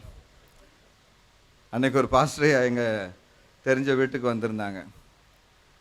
பிள்ளை ஒரு காஃபி போடுன்னாங்க. அவளும் நல்லா சூடாக காஃபி போட்டு கொடுத்தா. அவள் சும்மா இருக்க வேண்டாம, காப்பி நல்லா இருக்காயான்னு கேட்டுட்டா. அதான் நம்ம பண்ண பெரிய கொலை குற்றம். ரொம்ப நல்லா இருந்துச்சுமா, இன்னும் கொஞ்சம் காப்பி தூளும், இன்னும் கொஞ்சம் பாலும், இன்னும் கொஞ்சம் சர்க்கரையும் பட்டா இன்னும் நல்லா இருந்திருக்கும் அப்படின்னார். என்னம்மா, இதுக்கு தான்மா கைத்தட்டணும். செங்கல்பட்டில் காஃபி குடிச்சாராம் எம்ஜிஆர். எவ்வளோ தாழ்மையாக இருந்திருக்காங்க அந்த காலத்துல. இல்லை சார், ஜார்ஜ் முல்லர் நொந்து போயிட்டார். ராஜா வருகிறான்ற செய்தி அவருக்கு பெரிய சந்தோஷம் இல்லை. யார் வந்தாலும் இவருடைய கம்பார்ட்மெண்ட் இதுதான். இந்த வேல்ஸ் நாட்டு இளவரசர் பக்தி நிறைந்தவர். கிட்டத்தட்ட ஒரு 10-14 வருஷம் ஜார்ஜ் முல்லருடைய அப்பாயின்மெண்ட்டுக்காக அவர் காத்திருக்கிறார். ஜார்ஜ் முல்லர் அவ்வளோ பிஸி. சரி, நம்ம இளவரசர் வர்றாருன்னா மேல இருந்து வேடிக்கை பார்க்குறேன். பேண்டு வாத்தியத்தோட இளவரசரை வரவேற்கிறார்கள். கப்பல் நின்றது. கேப்டன் போய் சல்யூட் அடித்தார். எல்லாருடைய வரவேற்பையும் ஏற்றுக்கொள்ளும்படி இளவரசர் அப்படி கண்களை பார்க்கிறார். ராஜாக்களுக்கு ஒரு ஞானம் ஆண்டவர் கொடுத்திருக்கிறார் பாருங்க. மேலே கோட்டு போட்டு ஒருத்தர் வெள்ளைக்காரன் நிற்கிறார். செக்ரட்டரி பார்த்து கேட்டாராம், என்ன ஏன் நம்ம முள்ளர் மாதிரி இருக்கேன்னு. சாட்சாத் அவரே தான் ஐயா, அள்ளிட்டு வாங்கய்யா அவரை. 10 வருஷமா டிமிக்கி கொடுத்துட்டு இருக்காரு. எத்தனை முறை அப்பாயின்மெண்ட், எத்தனை லெட்டர் போட்டாலும் ஐ will meet you soon, meet you soon, meet you சூன். என்னைக்கு பார்க்கறது, தூக்கிட்டு வாங்க அவரை. 3 நாள் என் அரண்மனையில் தான் இருக்கணும். கேப்டன் நடுங்கி போயிட்டார். ஐயோ, நம்ம இவ்வளவு நேரம் அவர் சத்தம் போட்டோமே. கேப்டன் மேலே ஏறி போறார். அடிச்சாராம் அவர் salute. Sir, may have the privilege of carrying your suitcase அப்படின்னாராம். கேப்டன் பெட்டியை தூக்குறான். இப்போ கீழே இறங்கி வந்த உடனே 1500 பேசஞ்சருங்க. எல்லாருடைய கண்களுக்கு முன்பாக முள்ளரை அவர் கட்டி பிடிச்சார். யார்? இளவரசர். சொன்னாராம், முள்ளர் ஐயா, எத்தனை முறை நீங்க எஸ்கேப் ஆயிட்டீங்க. I will meet you soon, meet you soon, meet you soon. மாட்டிக்கிட்டீங்களா நடுக்கடல்ல? எங்கேயும் போக முடியாது. உங்க ரூம் எல்லாம் காலி பண்ணி, ரூம்பே இல்லையே தான் அவருக்கு. உங்க ரூம் எல்லாம் காலி பண்ணிட்டு என் கூட வந்து தங்கணும். ராயல் லான்ச் அப்படின்னு லண்டனில் கட்டப்படுகிற எல்லா கப்பலுக்கும் ஒரு ராயல் லான்ச் இருக்கும். லிவர்பூல் பில்ட்ல ராயல் லான்ச் என்பது கப்பலின் நடுப்பக்கத்தில் இருக்க ஒரு குட்டி அரண்மனை. அது எல்லாமே தனி ஸ்பெஷல். இந்த ராயல் லான்ச் என்கிற அந்த குட்டி அரண்மனையில் அரச குடும்பத்தை சேர்ந்தவர்கள் மட்டும்தான் தங்க முடியும். எத்தனை லட்சம் ரூபாய்க்கு நீங்க பணம் கொடுத்து டிக்கெட் கேட்டாலும் இந்த ராயல் லான்ச்ல தங்க உங்களுக்கு அனுமதி கிடையாது. ஜார்ஜ் முல்லர் ₹1 டிக்கெட் வாங்கிட்டு, அடிமைகளின் டிக்கெட் வாங்கிட்டு இப்ப ராஜா கூட ஜம்முன்னு நடந்து போறார். 2 பக்கம் பேண்டு வாத்தியத்தோட கேப்டன் பெட்டியை தூக்க இளவரசரோட நடந்து போறார். இளவரசர் சொன்னாராம், 3 நாள் என் அரண்மனையில் தான் நீங்க தங்கணும், என் கூட தான் நீங்க சாப்பிடணும், எனக்கு பைபிள் இருந்து உபதேசம் பண்ணணும், என்னை நீங்க ஆசீர்வதிக்கணும் அப்படின்னாரு. முள்ளர் சும்மா இருப்பாரா?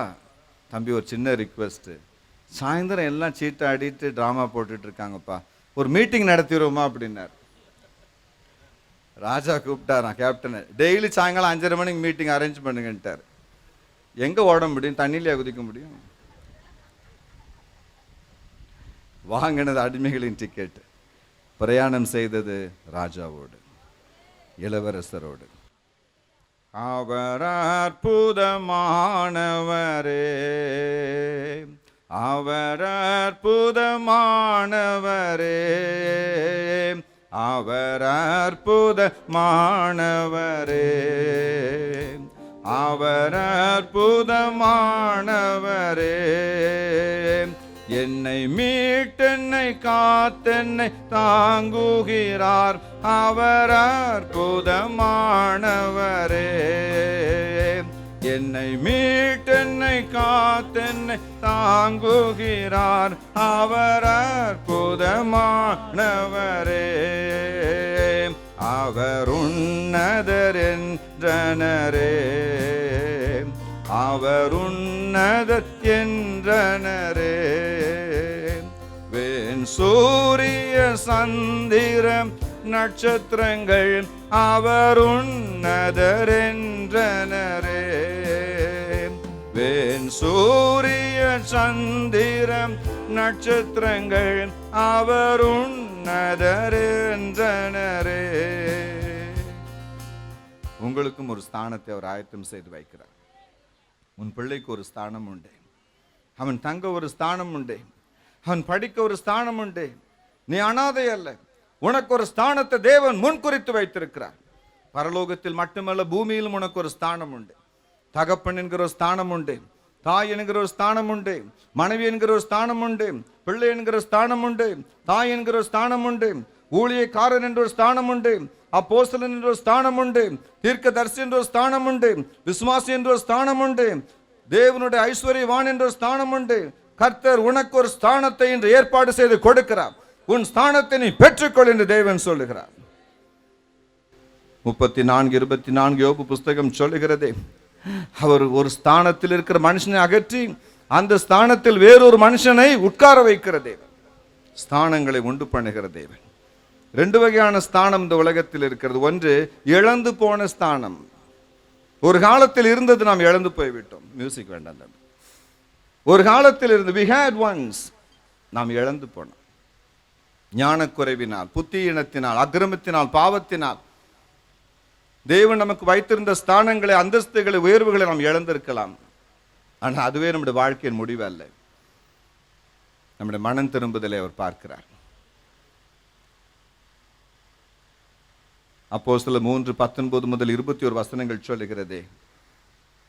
ஆங்கில புஸ்தகம் இப்படி சொல்லுகிறது, return to God that will have the time of refreshment and restoration. Repent to God, turn to God for everything.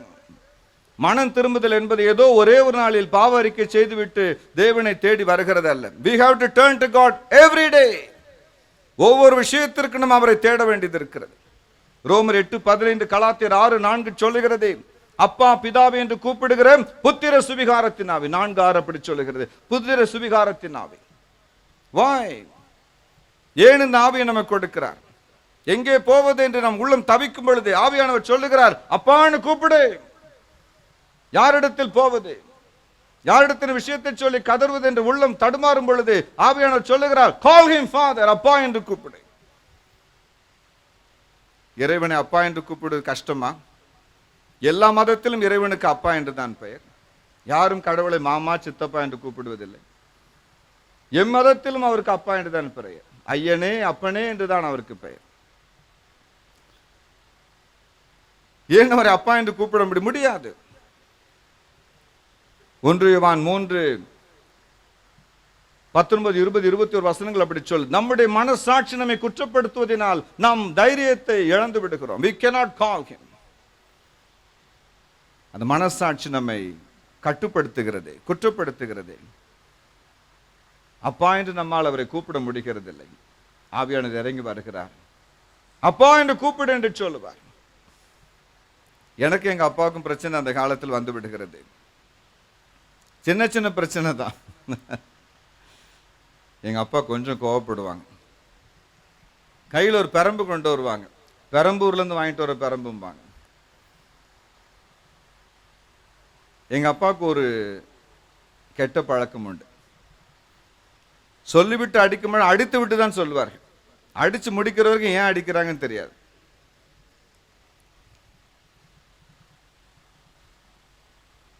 அப்போ ஐஸ்கிரீம் சாப்பிட ரொம்ப ஆசை.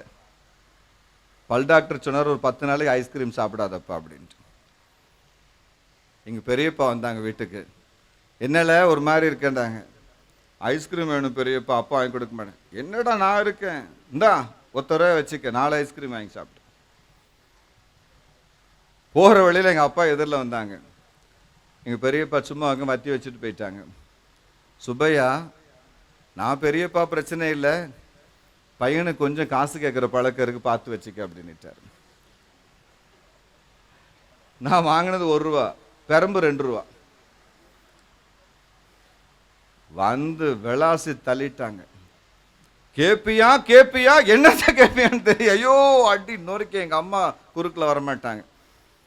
எங்கள் அம்மா சொல்லிடுவாங்க, இது நியாய தீர்ப்பு காலத்தில் இருக்கப்ப நான் குறுக்கில் வரக்கூடாது, நீ பழைய ஏற்பாட்டில் இருக்க. அடி வாங்கினப்புறம் புதிய ஏற்பாடு. எல்லாம் அடித்து முடிச்ச பிறகு அப்பாட்ட கேட்டேன், அப்பா தப்பாக நினைக்காதீங்க, எதுக்கு அடிச்சிங்கன்னு சொன்னால் கொஞ்சம் நல்லா இருக்கும் அடுத்த முறை. உங்கள் அப்பா என்னை செத்தா போயிட்டான், கண்டவங்கள்டெல்லாம் கை நீட்டிட்டேடா ராஸ்கல், என் மான மரியாதைலாம் போச்சு. உங்கள் அப்பா என்னை செத்தா போயிட்டான், கையை நீட்டிட்டியே, வாயை திறந்து கேட்டுட்டியே, எத்தனை ஐஸ்கிரீம் வேணும் உனக்கு? என் உள்ளம் உடைந்தது. அப்பாவுக்கு பேச இஷ்டம் இல்லை இவங்கிட்ட. எனக்கும் துக்கம், அவங்களுக்கும் துக்கம். அப்போ நான் எங்கள் வீட்டில் ஒரு கட்டில் கீழே போய் நான் படுத்துக்கிட்டேன். ஏன்னா எங்கள் அப்பாவுக்கு தொந்தி கொஞ்சம் அதிகம், குனிஞ்சு அடிக்க முடியாது. சரி, அடுத்த அடிக்கு நம்ம தப்பிக்கணும்னு கட்டில் கீழே படுத்தாச்சு. அப்பா சாப்பிட உட்காந்து, அவன் எங்கே இந்த 2வது காரன்? சரி விடுங்கப்பா, அவனுக்கும் அடி வாங்கின வருத்தம் இருக்காதா அப்படின்ட்டு. இப்படி பண்ணிட்டானேம்மா, சரி பரவாயில்ல விடுங்க, உங்கள் காலத்தில் ஐஸ்கிரீமில் உங்களுக்கு அந்த அருமை தெரியாது. அப்பாவுக்கு சாப்பாடு இறங்க மாட்டேங்குது. அவனை வர சொல்லு. உங்கள் பிள்ளைக்கு உங்கள் ரோஷம் பாதி இருக்காதா? அம்மா கட்டளைக்கிட்ட வந்தாங்க, டேய் ஒரு சாரி சொல்லிடப்பாட்டேன். அதான் ஏன் சாரி. அம்மா தான் இப்போ டிரான்ஸ்லேட்டர். சாரி சொல்லிட்டான்ப்பா. உடனே அப்பா, டேய் அப்பா உன்னை சாப்பிட கூப்பிடுறாங்கடா. 2 பேரும் உருதான் 9 மணி வரைக்கும். ஆனால் எங்கள் அம்மா தான் டிரான்ஸ்லேட்டர். ஆவியானவரும் அப்படித்தான். அவர் என்ன செய்கிறார்? நமக்கும் பிதாவுக்கும் ஒரு பிரச்சனை வருகிறது, ஓடி வருகிறார். அப்பான்னு கூப்பிடு, இன்னொரு முறை கூப்பிடு, பரவாயில்ல கூப்பிடு, அப்பா என்றவரை அழைத்து விடு என்று அவர் நம்மை தூண்டுகிறார். என்று நாம் சொல்லுகிறோம். உடனே மேலே பரலோகத்துக்கு போகிறார். தேவனே உங்க பிள்ளையை பார்த்தீங்களா? அப்பான்னு கூப்பிட்டேன், காதில் கேட்கல, எனக்கு கேட்டுருச்சே, அவன் கூப்பிட்டுட்டானே ஆல்ரெடி. டேய் உன் மேல ரொம்ப தான் இஷ்டமா இருக்காரு. நான் கூட நினைச்சேன் ஏதோ வருத்தப்படுறான்னு. பெரிய பெரிய பிளான்லாம் போட்டு வச்சிருக்காரு. பாரு உன்னை எப்படி நடத்த போறாரு. ஐயா உங்க அழைப்பை நினைச்சவன் ரொம்ப பெருமைப்பட்டு இருக்கான். உங்களை நினைப்பு தான் அவனுக்கு எந்த ராத்திரியும். மேலையும் கீழையும் ஆவியானவர் எத்தனை முறை ஓடுறாரு உங்களுக்கு தெரியுமா? ஆகவே தான் மீட்கப்படும் நாளுக்கென்று முத்திரையாய் பெற்ற தேவனுடைய ஆவியான துக்கப்படுத்தாதீங்க. 4:30 பேசுகிற அப்படி சொல்லுகிறது. மேலே ஓடுகிறார். உங்க பிள்ளைப்பா மனாது, நீங்க இல்லாட்ட எங்க போவான்? நடுத்தருவுக்குள்ள போவான். எல்லாரும் அவனுக்கு விரோதி. நீங்களும் முகத்தை மறைச்சா அவன் எங்க போவான்? ஒரு முறை அவனை காப்பாத்துங்க ஐயா, அவனை கரையேத்துங்க என்று சொல்லுகிறார். ஆண்டவர் ஓடி வருகிறார். டேய் இன்னொரு முறை கூப்பிடு, இந்த அதிகாரத்தையும் படி, வாக்கு கொடுத்தவரேன்னு சொல்லு, தேவனுக்கு சொன்ன எல்லா நன்மைகளையும் அவருக்கு நினைவூட்டி அவருக்கு ஸ்தோத்திரம் பண்ணு, விடாதே. இந்த ஒரு ஜபத்தையும் நிறைவேற்றி விடு, இந்த ஒரு கூட்டத்துக்கு போ, இந்த ஒரு ஆராதனையில் உட்கார்ந்து கூப்பாடு போடு, விடாதே என்று அவரும் நம்மை நடத்துகிறார். பிரச்சனை தீருகிறது. அஞ்சு அஞ்சு தூர நின்றன் சஞ்சலங்களை நான் சொல்லி, அஞ்சு அஞ்சு தூர நின்றன் சஞ்சலங்களை நான் சொல்லி, அலைகடல் துரும்பு போல மலைவு கொண்டே நனையோ. அஞ்சு அஞ்சு தூர நின்றன் சஞ்சலங்களை நான் சொல்லி, அஞ்சு அஞ்சு தூர நின்றன் சஞ்சலங்களை நான் சொல்லி, அலைகடல் துரும்பு போல மலைவு கொண்டே நனையோ. கெஞ்சி கெஞ்சி கூவும் இந்த வஞ்சகன் முகம் பாராய், கெஞ்சி கெஞ்சி கூவும் இந்த வஞ்சகன் முகம் பாராய், கிட்டி என்னிடம் சேர்ந்து கிருபை வை இயேசு சுவாமி, உனை அன்றி வேறே கதி ஒருவரில்லையே சுவாமி, உன்னை அன்றி வேறே கதி ஒருவரில்லையே சுவாமி, தன்னையே பலியாய்ந்த மண்ணுயிர் ரட்சகனே. நாம் ஏன் இணைந்து பாடக்கூடாது? கள்வனாம் கபடன் என்னை தள்ளிவிட்டாலாவதென்ன, கள்வனாம் கபடன் என்னை தள்ளிவிட்டாலாவதென்ன, கல்லை போல் கடினம் கொண்ட கரும சண்டாளன் பாழும், கள்வனாம் கபடன் என்னை தள்ளிவிட்டாலாவதென்ன, கள்வனாம் கபடன் என்னை தள்ளிவிட்டாலாவதென்ன, கல்லை போல் கடினம் கொண்ட கரும சண்டாளன் பாழும், உள்ளமே கரைந்தே உந்தன் உயர் சிலுவையின் அன்பால், உள்ளமும் கரையும் உந்தன் உயர் சிலுவையின் அன்பால், உலையிட்ட மெழுகை போல் உருகவை இயேசு சுவாமி, உன்னை அன்றி வேறே கதி ஒருவரில்லையே சுவாமி, உன்னை அன்றி வேறே கதி ஒருவரில்லையே சுவாமி, தன்னையே பலியாய்ந்த மண்ணுயிர் ரட்சகனே. இல்லாமல் போன ஸ்தானம், இழந்து போன ஸ்தானம், மனம் திரும்பும் போது திரும்ப நம்ம கொடுக்கிறார். 4ஆம் அதிகாரம் தானியேல் புஸ்தகம் 24-35 வசனம் அப்படி சொல்லுகிறது. 34-35 நேபுகாத் அரசர் சொல்லுகிறார், என் புத்தி எனக்கு திரும்ப வந்தது. நான் மறுபடியும் என் கண்களை வானத்துக்கு நேராக உயர்த்தினேன். அப்பொழுது என் ராஜ்ய பாரம் எனக்கு திரும்ப கொடுக்கப்பட்டது. என் முக கலை எனக்கு திரும்ப வந்தது. என் பிரபுக்கள் என்னை தேடி வந்தார்கள். அதிக ராஜரீக மகத்துவம் எனக்கு கொடுக்கப்பட்டது. இயேசு சுவாமி எனக்கு சொன்னார், அந்த இழந்து போன ஸ்தானத்தை என் பிள்ளைகளுக்கு நான் திரும்ப தரப்போகிறேன். அந்த இழந்து போன அபிஷேகத்தை திரும்ப தரப்போகிறேன். அந்த அழைப்பை நான் திரும்ப தரப்போகிறேன். அந்த மேன்மையை திரும்ப நான் தரப்போகிறேன். சங்கீதம் 71 20-23 வசனங்கள் சொல்லுகிறது, பாதாளத்தில் இருந்து என்னை தேவன் தூக்கி எடுத்து மறுபடியும் என்னை தூக்கி எடுத்து என் மேன்மையை பெருக பண்ணுவார்.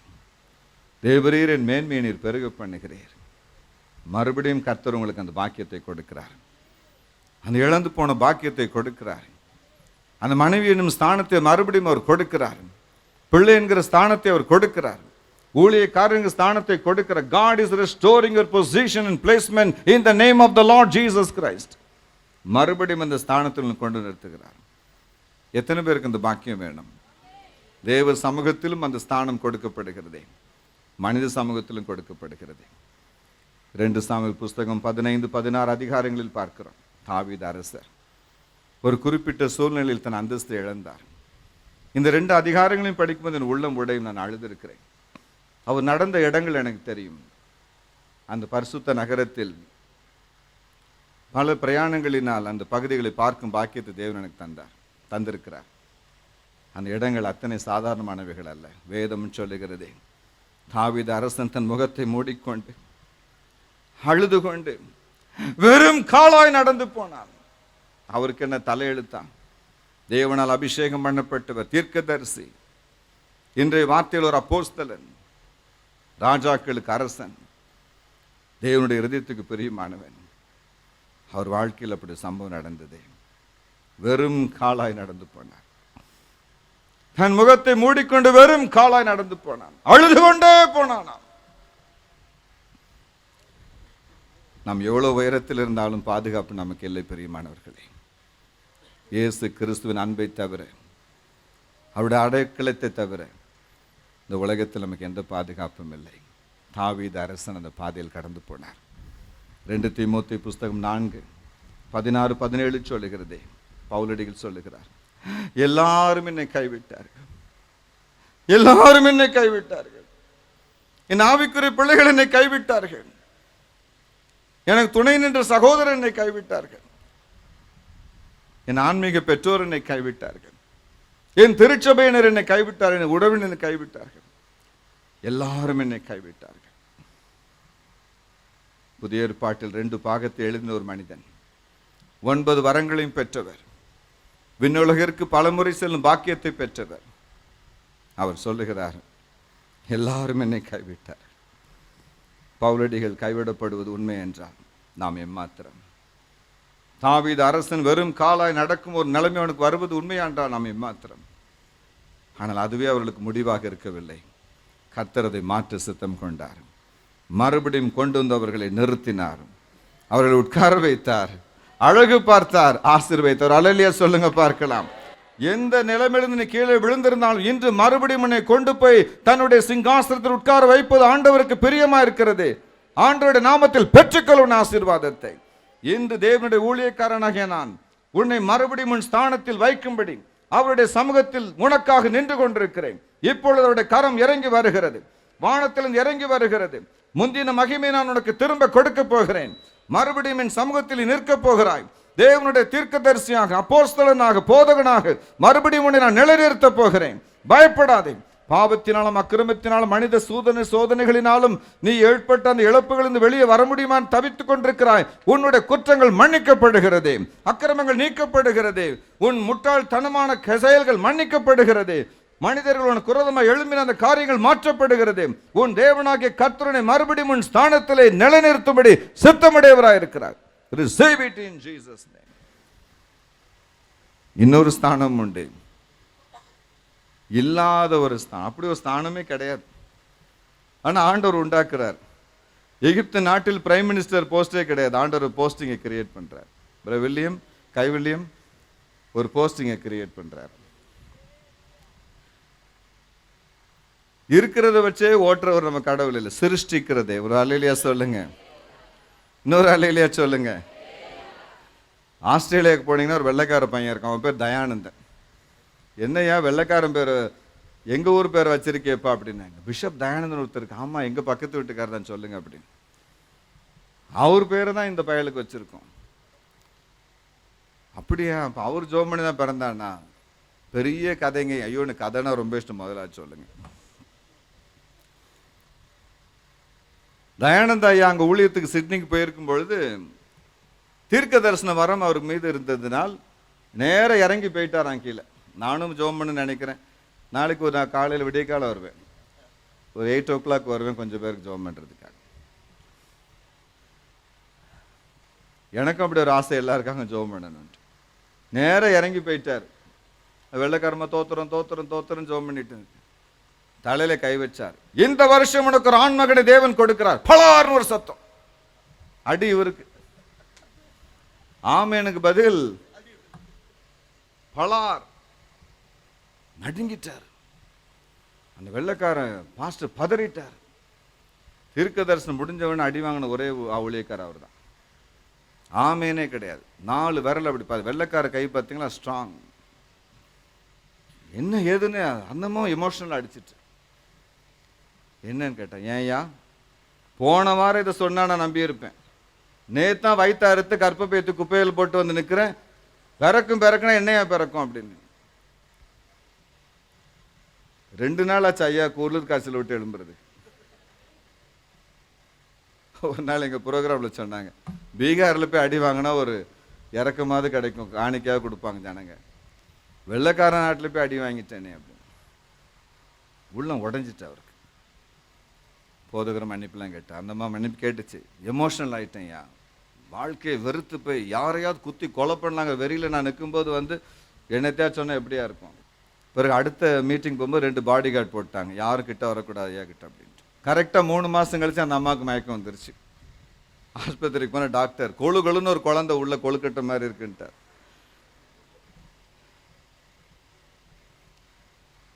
ஆஸ்திரேலியா ஐயாவுக்கு ஃபோன் வருது. ஆஸ்திரேலியா ஃபோனே கேன்சல். ஒரு பையன் எனக்கு ஃபோன் பண்ண வேண்டாம், காணிக்கும் கொடுக்க, ஆளை விடுங்கப்பா. மனைவி சொல்லிட்டாங்க, அத்தான் நீங்கள் அந்த பக்கம் போயிடாதீங்க. இல்லைப்பா, அடுத்த கண்ணத்தை ஆண்டவர் காட்ட சொல்லியிருக்காரு, அது வாண்ட காட்டுறா, அங்கே காட்ட முடியாது. கரெக்டாக 1 வருஷம் கழிச்சு திரும்ப மீட்டிங். அந்த பிஏவில் ஒரு அம்மா ஒரு உண்டு, அழகான சிஸ்டர், பாவம். அவங்ககிட்ட சொன்னார், மாதிரி அந்த சர்ச்சுக்கு போட்டுறாதம்மா ப்ரோக்ராம்னார். அதுக்கு அதில் போட்டுருமான்னு கேட்டுருச்சு. காரிய செவிடான்னு தெரியல. முதல் சர்ச்சை அதுதான். அவர் கவனிக்கல. ஹோட்டல் வந்து காரனுக்கு எங்கன்னா, ஐயோ அந்த சர்ச்சா ரொம்ப பயங்கரமான சர்ச்சாச்சுப்பா, எல்லாம் அடிக்கிற ஆட்களாக இருக்கு, அடி ஆட்களாக வச்சிருக்காரு பாஸ்டர். போதக சொன்னாராம், ஐயா நாங்கள் பார்த்துக்குறோம், ஒன்றும் பயப்படாதீங்க. ஆனால் அதுக்கு முன்னால் ஒரு குடும்பம் வந்து உங்களை பார்த்து ஜோம் பண்ணணுன்னு ஆசைப்படுறாங்கன்னு. யாருன்னாராம். இல்லைங்க, ஒரு பொதுவான குடும்பம் தான். சரி. கதவை திறந்தா இந்தம்மா வந்து நிற்குது. பின்னால் புருஷன், ஐயோ அடிக்கிறதுக்கு அவனையும் சேர்த்து கூப்பிட்டு வந்துட்டா போல இருக்கே. சொன்னார், அம்மா நான் தீர்க்க தரிசனம் பண்ணுறதே விட்டு 1 வருஷம் ஆச்சு, பிரசங்கத்தையும் நிறுத்திடாதம்மா அப்படின்னாராம். பின்னால் வேலைக்காரி ஒரு குழந்தைய கொண்டு வந்து ஐயா பாதத்தில் வச்சிருச்சு. இது என்னம்மா புதுசாக இருக்குன்னாரு. ஐயா காலை பிடிச்சிட்டு ஓன்னு அழுதுச்சிங்க. வெள்ளைக்காரிங்கெல்லாம் காலை பிடிக்க மாட்டாங்க, தேம்பி தேம்பி அழுது. ஐயா கர்ப்பப்பையே இல்லை ஐயா, ஆனாலும் பாப்பா பிறந்துருச்சியா அப்படின்னு. இவருக்கு அழுக தாங்க முடியல. பரவாயில்ல, வாங்கின அடிக்கு ஒரு பலன் கிடைச்சிட்டுப்பா. நேராக ரூமுக்கு போயிட்டார் ஐயா. ஓன்னு அழுதார், ஆண்டவா இது என்ன திருவிளையாடல் அப்படின்ட்டு. இதுல என்னடா இருக்கு, பழத்தை உண்டாக்குற கடவுளுக்கு ஒரு தோலை உண்டாக்க முடியாதா அப்படின்னாரு ஆண்டவர். ஒரு அலையிலையா சொல்லுங்க. உண்டாக்குகிற தேவன், பக்கத்தில் உண்டாக்குகிற தேவன், உண்டாக்குகிற தேவன். அங்கிருந்து இங்கே எடுத்து கொடுக்கிற பிச்சைக்கார வேலை தேவன் செய்ய வேண்டிய உண்டாக்கு. உனக்கு என்று ஒரு ஆசீர்வாதத்தை உண்டாக்குகிறவர், ஸ்தானத்தை உண்டாக்குகிறவர், ஆசீர்வாதங்களை உண்டாக்கு. God will create things for you. எல்லா நேரமும் அவர் எடுத்து எடுத்து கொடுக்க வேண்டிய அவசியம் இல்லை. சிருஷ்டிக்கிற தேவன். எல்லா டைமும் அங்கிருந்தா எடுத்து ரொட்டேஷன் பண்ண ஆண்டருக்கு அவசியம். God can still create things for you. அமெரிக்காவில் ஒரு மீட்டிங் போயிருந்தோம். அந்த பிரசங்கர் அழகா, பிள்ளைகளா என் பழைய ஃப்ளைட்டு ரிப்பேராக போச்சு, ஒரு புது ஃப்ளைட் வாங்கி கொடுங்க அப்படின்னார். அப்போ என் பக்கத்தில் இந்தியாவிலேருந்து ஒருத்தர் உட்காந்துருந்தான். ஃப்ளைட்டானார். இருங்க, பொறுமையாக இருங்க, நீங்கள் அமெரிக்காவில் இருக்கிறீங்க, பொறுமையாக. ஒரே ஒரு பாட்டு தான் பிரதர் பாடினாங்க. ஐயாவுக்கு புது ஃப்ளைட் வாங்கி கொடுக்கணும்னு ஒரு பாட்டு தான். $5 லட்சம் வேணும்னு அனௌன்ஸ் பண்ணியிருந்தாங்க. ஒரே ஒரு பாட்டு தாங்க. அதுவும் 7 சரணம்லாம் கிடையாது, 3 சரணம், 2.5 சரணம் தான். பல்லவி அணுபல்லவி 2 சரணம். அந்த அணுபல்லவி கூட 4 முறை பாடினாங்க, அவ்வளவுதான். 3 சரணத்துக்குள்ளதான் அந்த பாட்டே இருந்துச்சு. அதுக்காக டைமுக்காக சொல்றேன், 5 நிமிஷம் தான். அதுக்குள்ள அனௌன்ஸ்மெண்ட் வந்துருச்சு, $7 லட்சம் கலெக்ஷன் ஆயிடுச்சு அப்படின்னு. ஊழியக்காரன் வந்தா, oh my children, I thank you so much. $5 லட்சம் கேட்டேன் பிள்ளைகளா, பெட்ரோல் செலவையும் சேர்த்து 7 லட்சமா கொடுத்துட்டீங்க, நீங்க நல்லா இருப்பீங்க அப்படின்னு போயிட்டார். அவ்வளவுதான். பக்கத்தில் இருக்கவருக்கு அப்படியே கொதிக்குது. ஐயா, இந்த பணத்தை வச்சு நான் 1000 சர்ச்சை கட்டுவேன் இந்தியாவில்னு சொன்னார். இப்போ கூட கட்டலாமே அப்படின்னு. அதான் எல்லாத்தையும் ஒரு பிளேட்டு கொண்டு போயிட்டார். அப்புறம் எங்க கட்ட, இந்த பணம் என் கையில் இருந்தால் 1000 சர்ச்சை கட்ட. நல்ல நோக்கம், அருமையான தாட். நான் சொன்னேன், அண்ணே இப்பயும் நீங்கள் 1000 சர்ச்சை கட்டலாம். அதான் எல்லாம் போச்சப்பா, அப்புறம் எங்க கட்ட. நான் சொன்னேன், ஏதோ ஒரு ஊழியக்கார் ஃப்ளைட்டு வாங்கிட்டதுனால ஆண்டவர் ஏழையாயிட்டாரான்னு கேட்டேன். உலகத்தில் இருக்கிற அத்தனை பேர் ஃப்ளைட் வாங்கினாலும் என்னை போஷிக்க ஆண்டவருடைய கரத்தில் இன்னும் ஐஸ்வர்யம் இருக்கிறது. ஒரு அலையில சொல்லுங்க. 3:8 எபேசியர் புஸ்தகம் சொல்லுங்க, கிறிஸ்துவின் அளவற்ற ஐஸ்வர்யம், அன்லிமிட்டெட் வெல்த் ஆஃப் ஜீசஸ். அளவற்ற ஐஸ்வர்யம். ஒருவேளை இன்னைக்கு பிதாவானவர் தீர்மானம் பண்ணுங்க, என் பிள்ளை உடைய சொத்து சொகத்தெல்லாம் ஷேர் பண்ணி கொடுத்துருங்கப்பான்னு ஆண்டவர் ஆர்டர் போட்டால் என்ன பண்ணுவீங்க? எத்தனை கோடியாக பிரித்தாலும் அவருடைய ஐஸ்வர்யம் அளவற்றது. Do not underestimate the power and wealth of the Lord Jesus Christ. அவர் உருவாக்குகிற தேவன். நம்ம ஃபாதர் ஒரு பாட்டு பாடுவார், பைபிளே சிம்பிள் ஆக்கிட்டார் ஃபாதர். அப்படிதானா? சீர்படுத்தும் சிருஷ்டிகரே ஆராதனை உமக்கே. சீர்படுத்தும் சிருஷ்டிகரே ஆராதனை உமக்கே. ஸ்திரப்படுத்தும் துணையாளரே ஆராதனை உமக்கே. ஸ்திரப்படுத்தும் துணையாளரே ஆராதனை உமக்கே. என் பலனே என் கோட்டையே ஆராதனை உமக்கே.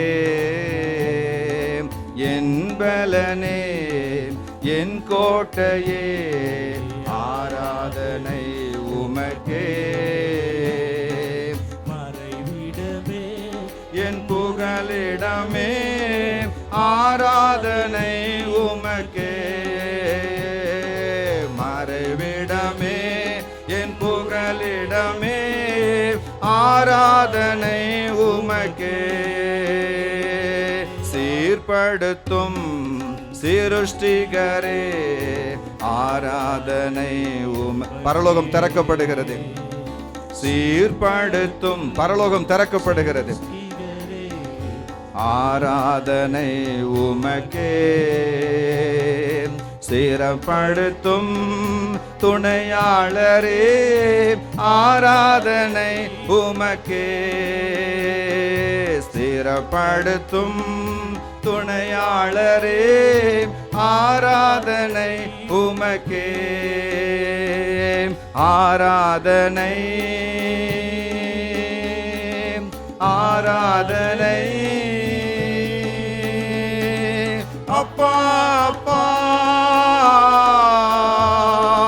உங்களுக்குத்தான் ஆராதனை ஆராதனை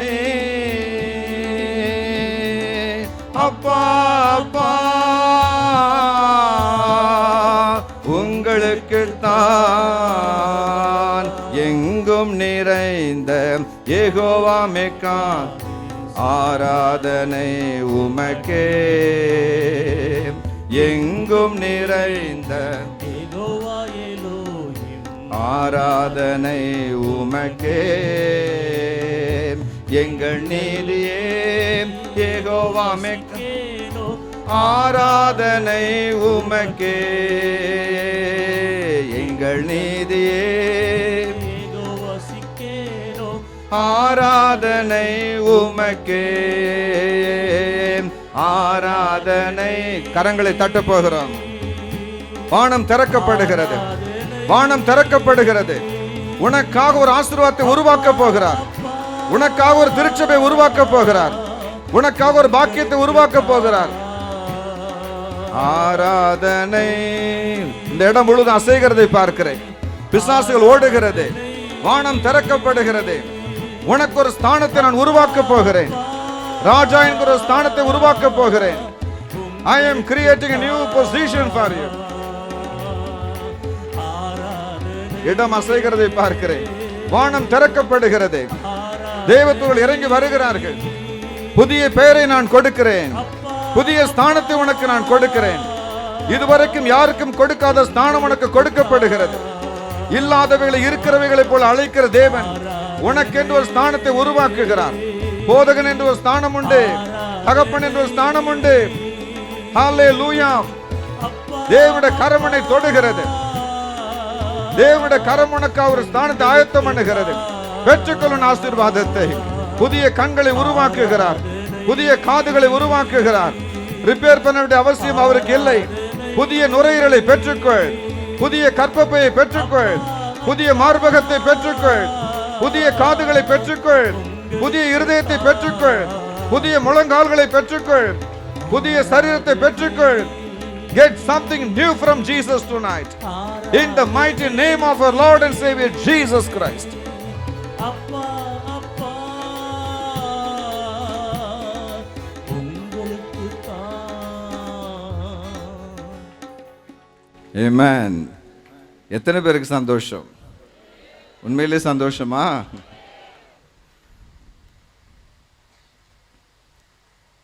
4:23 எஸ்தரா புஸ்தகம் சொல்லுகிறது, தேவனுடைய ஆலயம் அதன் ஸ்தானத்தில் கட்டப்படுவதற்கு தடை உண்டாயிற்றான். என்ன உண்டாயிற்றான் சொல்லுங்க?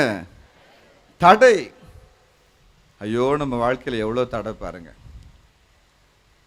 3 வகையான தடை இருக்கிறது. ஒன்று பிசாசு கொண்டு வருகிற தடை. 1 தெசலோனிக்கர் 2:18 அப்படி சொல்லுகிறது. பவுலடிகள் சொல்லுகிறார், நான் உங்களை காண ஆசையாய் ஓடி வருகிறேன், ஓடி வந்தேன், ஆனால் சாத்தானோ எங்களை தடை பண்ணினான். சில காலங்களில் அந்த தடைகள் பிசாசினாலும் உண்டாகத்தான் செய்கிறது. பிறகு மனிதனால் வருகிற தடை, அதான் அங்கு பார்க்கிறோம். 4:23-24 அவர்கள் தடை செய்தார்களாம், தேவாலயம் கட்டக்கூடாதபடி. 3வது ஒரு தடை இருக்கிறது, தேவனே உண்டு பண்ணுகிற தடை. 2 தெசலோனிக்கர் புஸ்தகம் 2ஆம் அதிகாரம் 6 மற்றும் 8 வசனங்கள் சொல்லுகிறதே, நம்முடைய தேவனுக்கு தடை பண்ணுகிறவர் என்று பெயர் இருக்கிறது. ஆதியாகமம் 20:7 முதல் 10 வசனங்களை பாருங்கள். வேதம் சொல்லுகிறதே, குறிப்பாக 8-9 வசனங்களில் ஆபிரகாமின் மனைவியை தொடும்படி அபிமெலேக்கு துணிந்து விட்டார். தேவன் சொப்பனத்தில் தோன்றினார். 7ஆம் வசனம் சொல்லுகிறதே, ஆபிரகாமின் மனைவி நிமித்தம் நீ செத்தாய். அவன் ஒரு தீர்க்கதரிசி. அப்போது அரசன் சொல்ல, ஐயா தெரியாம பெட்ரூம்குள்ளே போயிட்டேன் ஐயா, ஈரக்குளம் நடுங்குது. இப்போ எனக்கு பெட்ரூமில் தூக்கு மரம் தொங்குற விஷயம் எனக்கு இப்போ நாள் தெரியாமல் போச்சு. அடுத்த பெட்ரூமுக்குள்ளே போனால் தூக்கு மரம் தான். ஆண்டவர் சொன்னார், பரவாயில்ல, இட்ஸ் ஓகே, உன்னை நான் மன்னிக்கிறேன் என்றார். அப்போ அழகாக ஒரு வார்த்தையை ராஜா சொல்கிறார் அபிமெலேக்கு, தேவனே என் சுத்த மனதோடும் என் சுத்த கரங்களோடும் நான் இதை செய்தேன் அல்லவா என்று சொல்லுகிறார். தேவன் சொன்னாராம், அது எனக்கு தெரியும், தெரியாமல் மாட்டிக்கிட்டேன்னு எனக்கு தெரியும், தெரியாமல் இங்கே நுழைஞ்சிட்டேன்னு எனக்கு தெரியும், தெரியாமல் அந்த பாதையில் நீ போய்விட்டான்னு எனக்கு தெரியும். ஆகவே நீ பாவம் செய்யாதபடிக்கு நான் தடை செய்தேன், நீ பாவம் செய்யாதபடிக்கு நான் உன்னை தடை செய்தேன். எவ்வளோ இறக்கம் உள்ள பாருங்க. தடை செய்கிற தேவன். அவருக்கு தெரியும் நாளைக்கு என்ன நடக்கும்ன்ட்டு தடை செய்கிறார். அடுத்த நிமிஷம் என்ன நடக்குன்னு அவருக்கு தெரியும், தடை செய்கிறார். தேவனும் தடை செய்வார். 1 சாமுவேல் புஸ்தகம் 25, 29, 35 வசனங்களை பாருங்கள். அதில் அபிகாயிலும் அரசராகிய தாவீதும் பேசுகிற காட்சி அங்கே எழுதப்பட்டிருக்கிறதே. அவள் 29ஆம் வசனத்தில் அவரை வாழ்த்துகிறாள். அப்போ தாவீது சொல்லுகிறார், நல்ல வேளை நீ வந்த, நான் நாபாலின் வீட்டில் ரத்தம் சிந்தாதபடி தேவன் என்னை தடை செய்தார், உன் மூலமாக தேவன் தடையை கொண்டு வந்தார். 3 வகையான தடைகள். மனிதனால் வரும் தடை, பிசாசினால் வரும் தடை, தேவனால் வரும் தடை. இந்த 3 தடைகளையும் குறித்து அதிலும் தேவன் எப்படி நம்ம நடத்தப் போகிறார் என்றும், தடைகளை நீக்கி ஒரு விசேஷ ஜபம், ஒரு அபிஷேக ஆராதனை நடத்த வேண்டும் என்றும் அடுத்த ஒரு பகுதியை தேவன் நமக்கு முன்குறித்து வைத்திருக்கிறார். இந்த தடைகளுக்கு பிறகு என்னென்ன பாக்கியங்களை நமக்கு தரப்போகிறார் என்றும் ஆண்டவர் நமக்கு வழி நடத்த போகிறார், சொல்லித்தரப்போகிறார். ஆக இப்போது மோர் குடிக்கிற நேரம் வந்ததினால் I cannot take more time because there is more waiting for me. ஆகவே நாம் எழுந்து நிற்க போகிறோம். ஆந்திராவில் ஒரு ஊழியத்துக்கு போயிருந்தோம். சும்மா நீங்கள் எழுமைக்கலாம், பிரச்சனை இல்லை. இப்போ பிரசங்கம் முடிஞ்சு போச்சு. ஆசை தான், கூழுக்கு ஆசை, மீசைக்கு ஆசை, 3 மணி வரைக்கும் போகணுன்னு ஆசை. மோர் இழுக்குது என்ன, வந்து கொஞ்சம் குடிச்சிட்டு போங்க அப்படிங்குது. ஆந்திராவில் ஊழியத்துக்கு போனோம். போதகர் சொன்னார், பிரியாணி ரெடியாகிற வரைக்கும் பிரசங்கத்தை நீட்டிருங்க ஐயா அப்படின்னார். மொத்தம் 3 பிரசங்கம் அந்த 3 நாள் மீட்டிங்கில். முதல் பிரசங்கம் முடிச்சாச்சு. போதகர் சொன்னார், கொஞ்சம் இழுத்துருங்க ஐயா அப்படின்னார். என்ன எவ்வளோ நேரம் இழுக்க என்ன? அந்த பிரியாணி மாஸ்டர் ஒரு கரண்டியை வச்சு மேலே அப்படி சிக்னல் காட்டுவார். கரண்டி சிக்னல்னு பேர் அது. கரண்டி சிக்னல் வர வரைக்கும் கொஞ்சம் இழுத்துருங்க ஐயா அப்படின்னார். சரிடா, நான் அடுத்த நாள் பிரசங்கத்தை இப்போ லிங்க் பண்ணி விட்டாச்சு. 2வது நாள் பிரசங்கம் போயிட்டு இருக்கு, 3வது நாள் பிரசங்கம் போயிட்டு இருக்குது. கரண்டியை காணும். இப்போ என்ன பண்ணுற, அடுத்த வருஷம் பிரசங்கத்தை இப்போ சேர்த்து நான் பண்ண ஆரம்பிச்சிட்டேன். எப்படியும் அடுத்த வருஷங்க தானே வரப்போகிறோம். 4வது பிரசங்கம் ஓடிக்கிட்டு இருக்கு. அப்போ தான் கரண்டி வந்துச்சு. ஆனால் ஐயா இங்கே கரண்டியும் கிடையாது, ஒன்றும் கிடையாது, அதனால் நீங்கள் சீக்கிரம் முடிச்சிருங்க. கரண்டி செய்யணும், சாப்பாடே கிடையாது, அதனால் கரண்டியும் கிடையாது அப்படின்னு ரொம்ப சிம்பிளாக நம்ம நடத்திட்டு இருக்கார் கர்த்தர். நேற்று வரும்போது எல்லாம் வீரமாக நீங்கள் தொந்திங்க, பட்டன்லாம் லூஸாக போச்சு, பாவமாக இருக்கு உங்களை பார்த்தா. கர்த்தர் உங்களை ஆசீர்வதிப்பார். ஒரு ஸ்தோத்திரம் பண்ணி முடிப்போமா? எல்லாம் கண்ணை இறுக்கமாக மூட போகிறோம். அடுத்தவங்க கண்ணை மூடி இருக்காங்களா நீங்கள் செக் பண்ண வேண்டிய அவசியம் இல்லை. எல்லோரும் கண்ணை மூடி இருக்காங்க. 2 நிமிஷம் நான் ஜெபம் பண்ணி முடிக்க போகிறேன். எல்லாம் ரெடி ஆகிக்கிட்டீங்களா?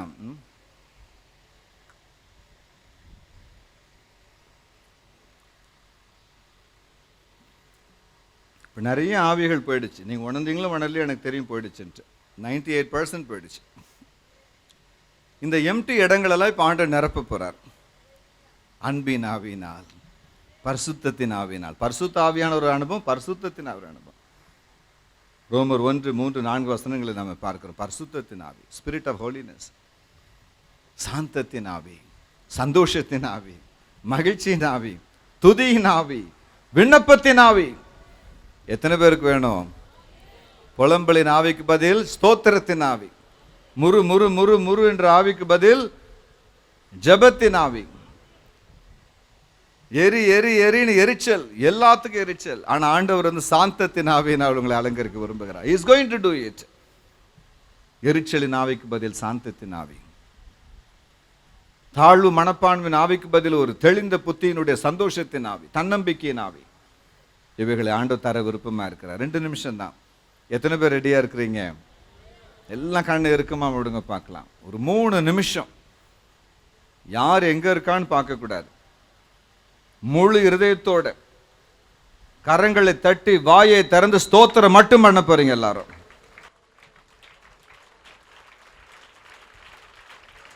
ஸ்தோத்திரம் ஸ்தோத்திரம் ஸ்தோத்திரம் ஸ்தோத்திரம் ஸ்தோத்திரம் ஸ்தோத்திரம் ஸ்தோத்திரம் ஸ்தோத்திரம். ஸ்தோத்திரம் ஸ்தோத்திரம் ஸ்தோத்திரம் ஸ்தோத்திரம் ஸ்தோத்திரம் ஸ்தோத்திரம் ஸ்தோத்திரம் ஸ்தோத்திரம் ஸ்தோத்திரம் ஸ்தோத்திரம் ஸ்தோத்திரம் ஸ்தோத்திரம் ஸ்தோத்திரம் நிரப்பும். Father, fill them. Father, fill them. Fill! Father, fill them. Father, fill them. Fill everyone, Lord. Fill. Fill. Fill everybody, Father. Loving Heavenly Father, fill everyone. Father, fill everyone. Let them be filled, filled, filled. Father, fill them. Father, fill them. It's not enough, Lord. Fill them. Please fill everybody. Loving Father, fill everyone. நிரப்பும். விசுவாசத்தின் ஆவியினால் நிரப்பும். அன்பின் ஆவியினால் நிரப்பும். துதியின் ஆவியினால் நிரப்பும். சந்தோஷத்தின் ஆவியினால் நிரப்பும். பலத்தின் ஆவியினால் நிரப்பும். பயத்தின் ஆவி ஓடட்டும். கண்ணீரின் ஆவி ஓடட்டும். தாழ்வு மனப்பானின் ஆவி ஓடட்டும். பெருமையின் ஆவி ஓடட்டும். நிரப்பும். நிரப்பும். என் பிள்ளைகளை நிரப்பும். என் சகோதரரை நிரப்பும். இயேசு சுவாமி நிரப்பும். வானம் திறக்கப்படட்டும். நிரப்பும். ஒருவரை விடக்கூடாது.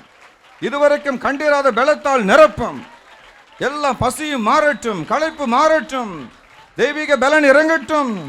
நிரப்பும். விடமாட்டேன். அப்ப உண்மை நான் விட போகிறது இல்லை. நீர் என் பிள்ளைகளை நிரப்புகிற வரைக்கும் நான் விட போகிறது இல்லை. நிரப்பும். நாவை நிரப்பும். உதடுகளை நிரப்பும். கண்களை நிரப்பும். காதுகளை நிரப்பும். இருதயத்தை நிரப்பும். அந்த வெறுமையான இருதயம் நிரம்பட்டும். அந்த வீடு நிரம்பட்டும். அந்த ஊழியம் நிரம்பட்டும். திருச்சபை நிரம்பட்டும். நிரம்பட்டும். நிரப்பும். அந்த கட்டிடத்தை நிரப்பும். மணிப்பர்ஸை நிரப்பும். பேங்க் அக்கவுண்டை நிரப்பும். நிரப்பும். ஆசீர்வாதத்தால் நிரப்பும். அன்பினால் நிரப்பும். அந்த வெற்றிடம் நிரப்பப்படட்டும். தேவ தூதர்களால் நிரப்பப்படட்டும். ஆவியானவரால் நிரப்பப்படட்டும். 9 கனிகளால் நிரம்பட்டும். வரங்களால் நிரம்பட்டும். ஒவ்வொருவரையும் நிரப்பும்.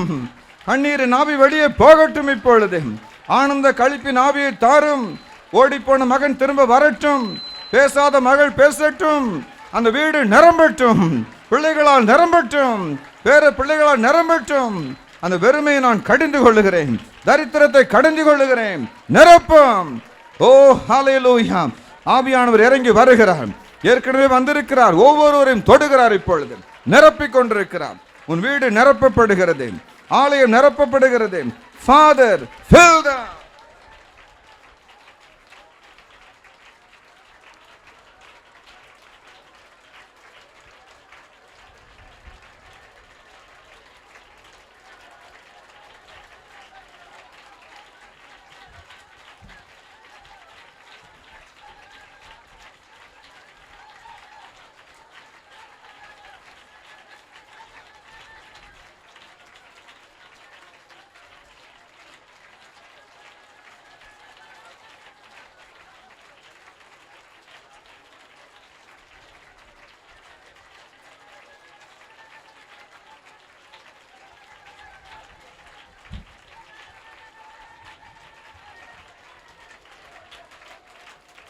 அக்கினியின் அபிஷேகம் என்று ஒன்று இருக்கிறது. அதை பெற்றுக்கொள்வோமா? அக்கினியின் அபிஷேகத்தை பெற்றுக்கொள்வோமா? ஆண்டவரே, உம்முடைய அக்கினி அபிஷேகம் இறங்கட்டும். இன்று முதல் உம்முடைய பிள்ளைகளுக்கு பேய்கள் நடுங்கட்டும். சூனியத்தின் வல்லமைகள் சுட்டரிக்கப்படட்டும்.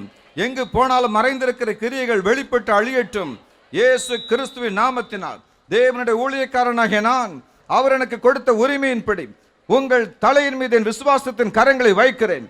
தேவனுடைய அக்கினியின் அபிஷேகத்தை பெற்றுக்கொள். இப்பொழுது பெற்றுக்கொள். அவர் உன்னை ஆவியினாலும் அக்கினியினால் அபிஷேகம் பண்ணுவார். அக்கினியின் அபிஷேகம் இறங்கட்டும். அக்கினியின் அபிஷேகம் இறங்கட்டும். அக்கினி பற்றி எரியட்டும்.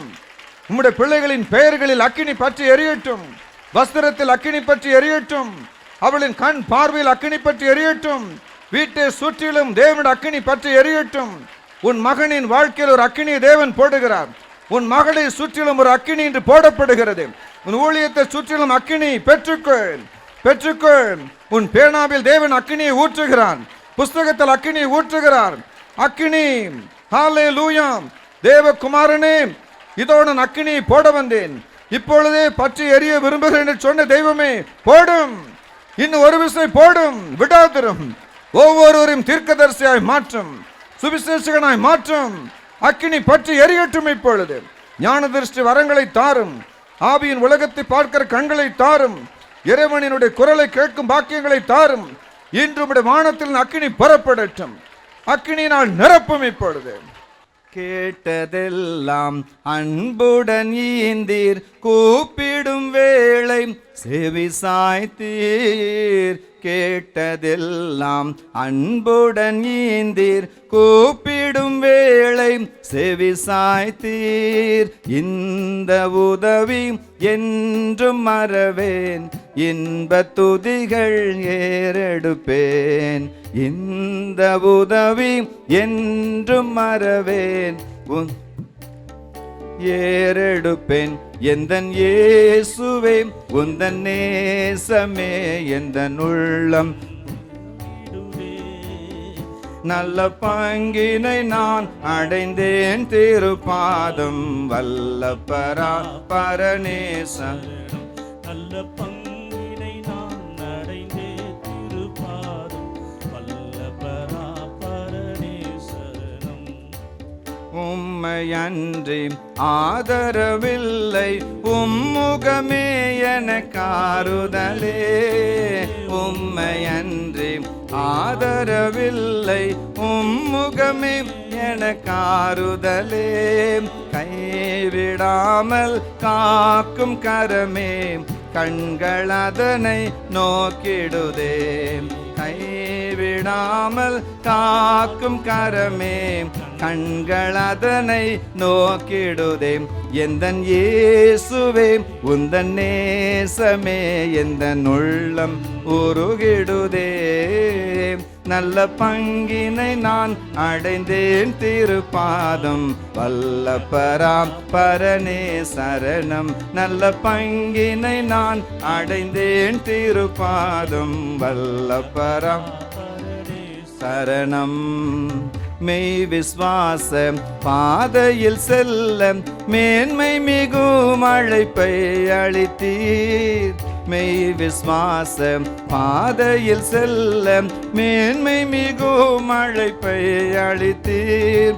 அன்பு தயவு ஞானம் பொறுமை இன்னும் கிருபை ஈந்தருளும். அன்பு தயவு ஞானம் பொறுமை இன்னும் கிருபை ஈந்தருளும். எந்தன் இயேசுவே, உந்தன் நேசமே எந்தன் உள்ளம் உருகிடுதே. நல்ல பங்கினை நான் அடைந்தேன், திருப்பாதம் வல்ல பரனே சரணம். நல்ல பங்கினை நான் அடைந்தேன், திருப்பாதம் வல்ல பரனே சரணம். எல்லாம் ஆண்டவருக்கு ஸ்தோத்திரம் செலுத்தப்போம். 2 நிமிஷம் ஸ்தோத்திரம் பண்ணுவோமா? எல்லா கர்த்தரை ஸ்தோத்தரிப்போம். ஸ்தோத்திரம், ஸ்தோத்திரம், ஸ்தோத்திரம்.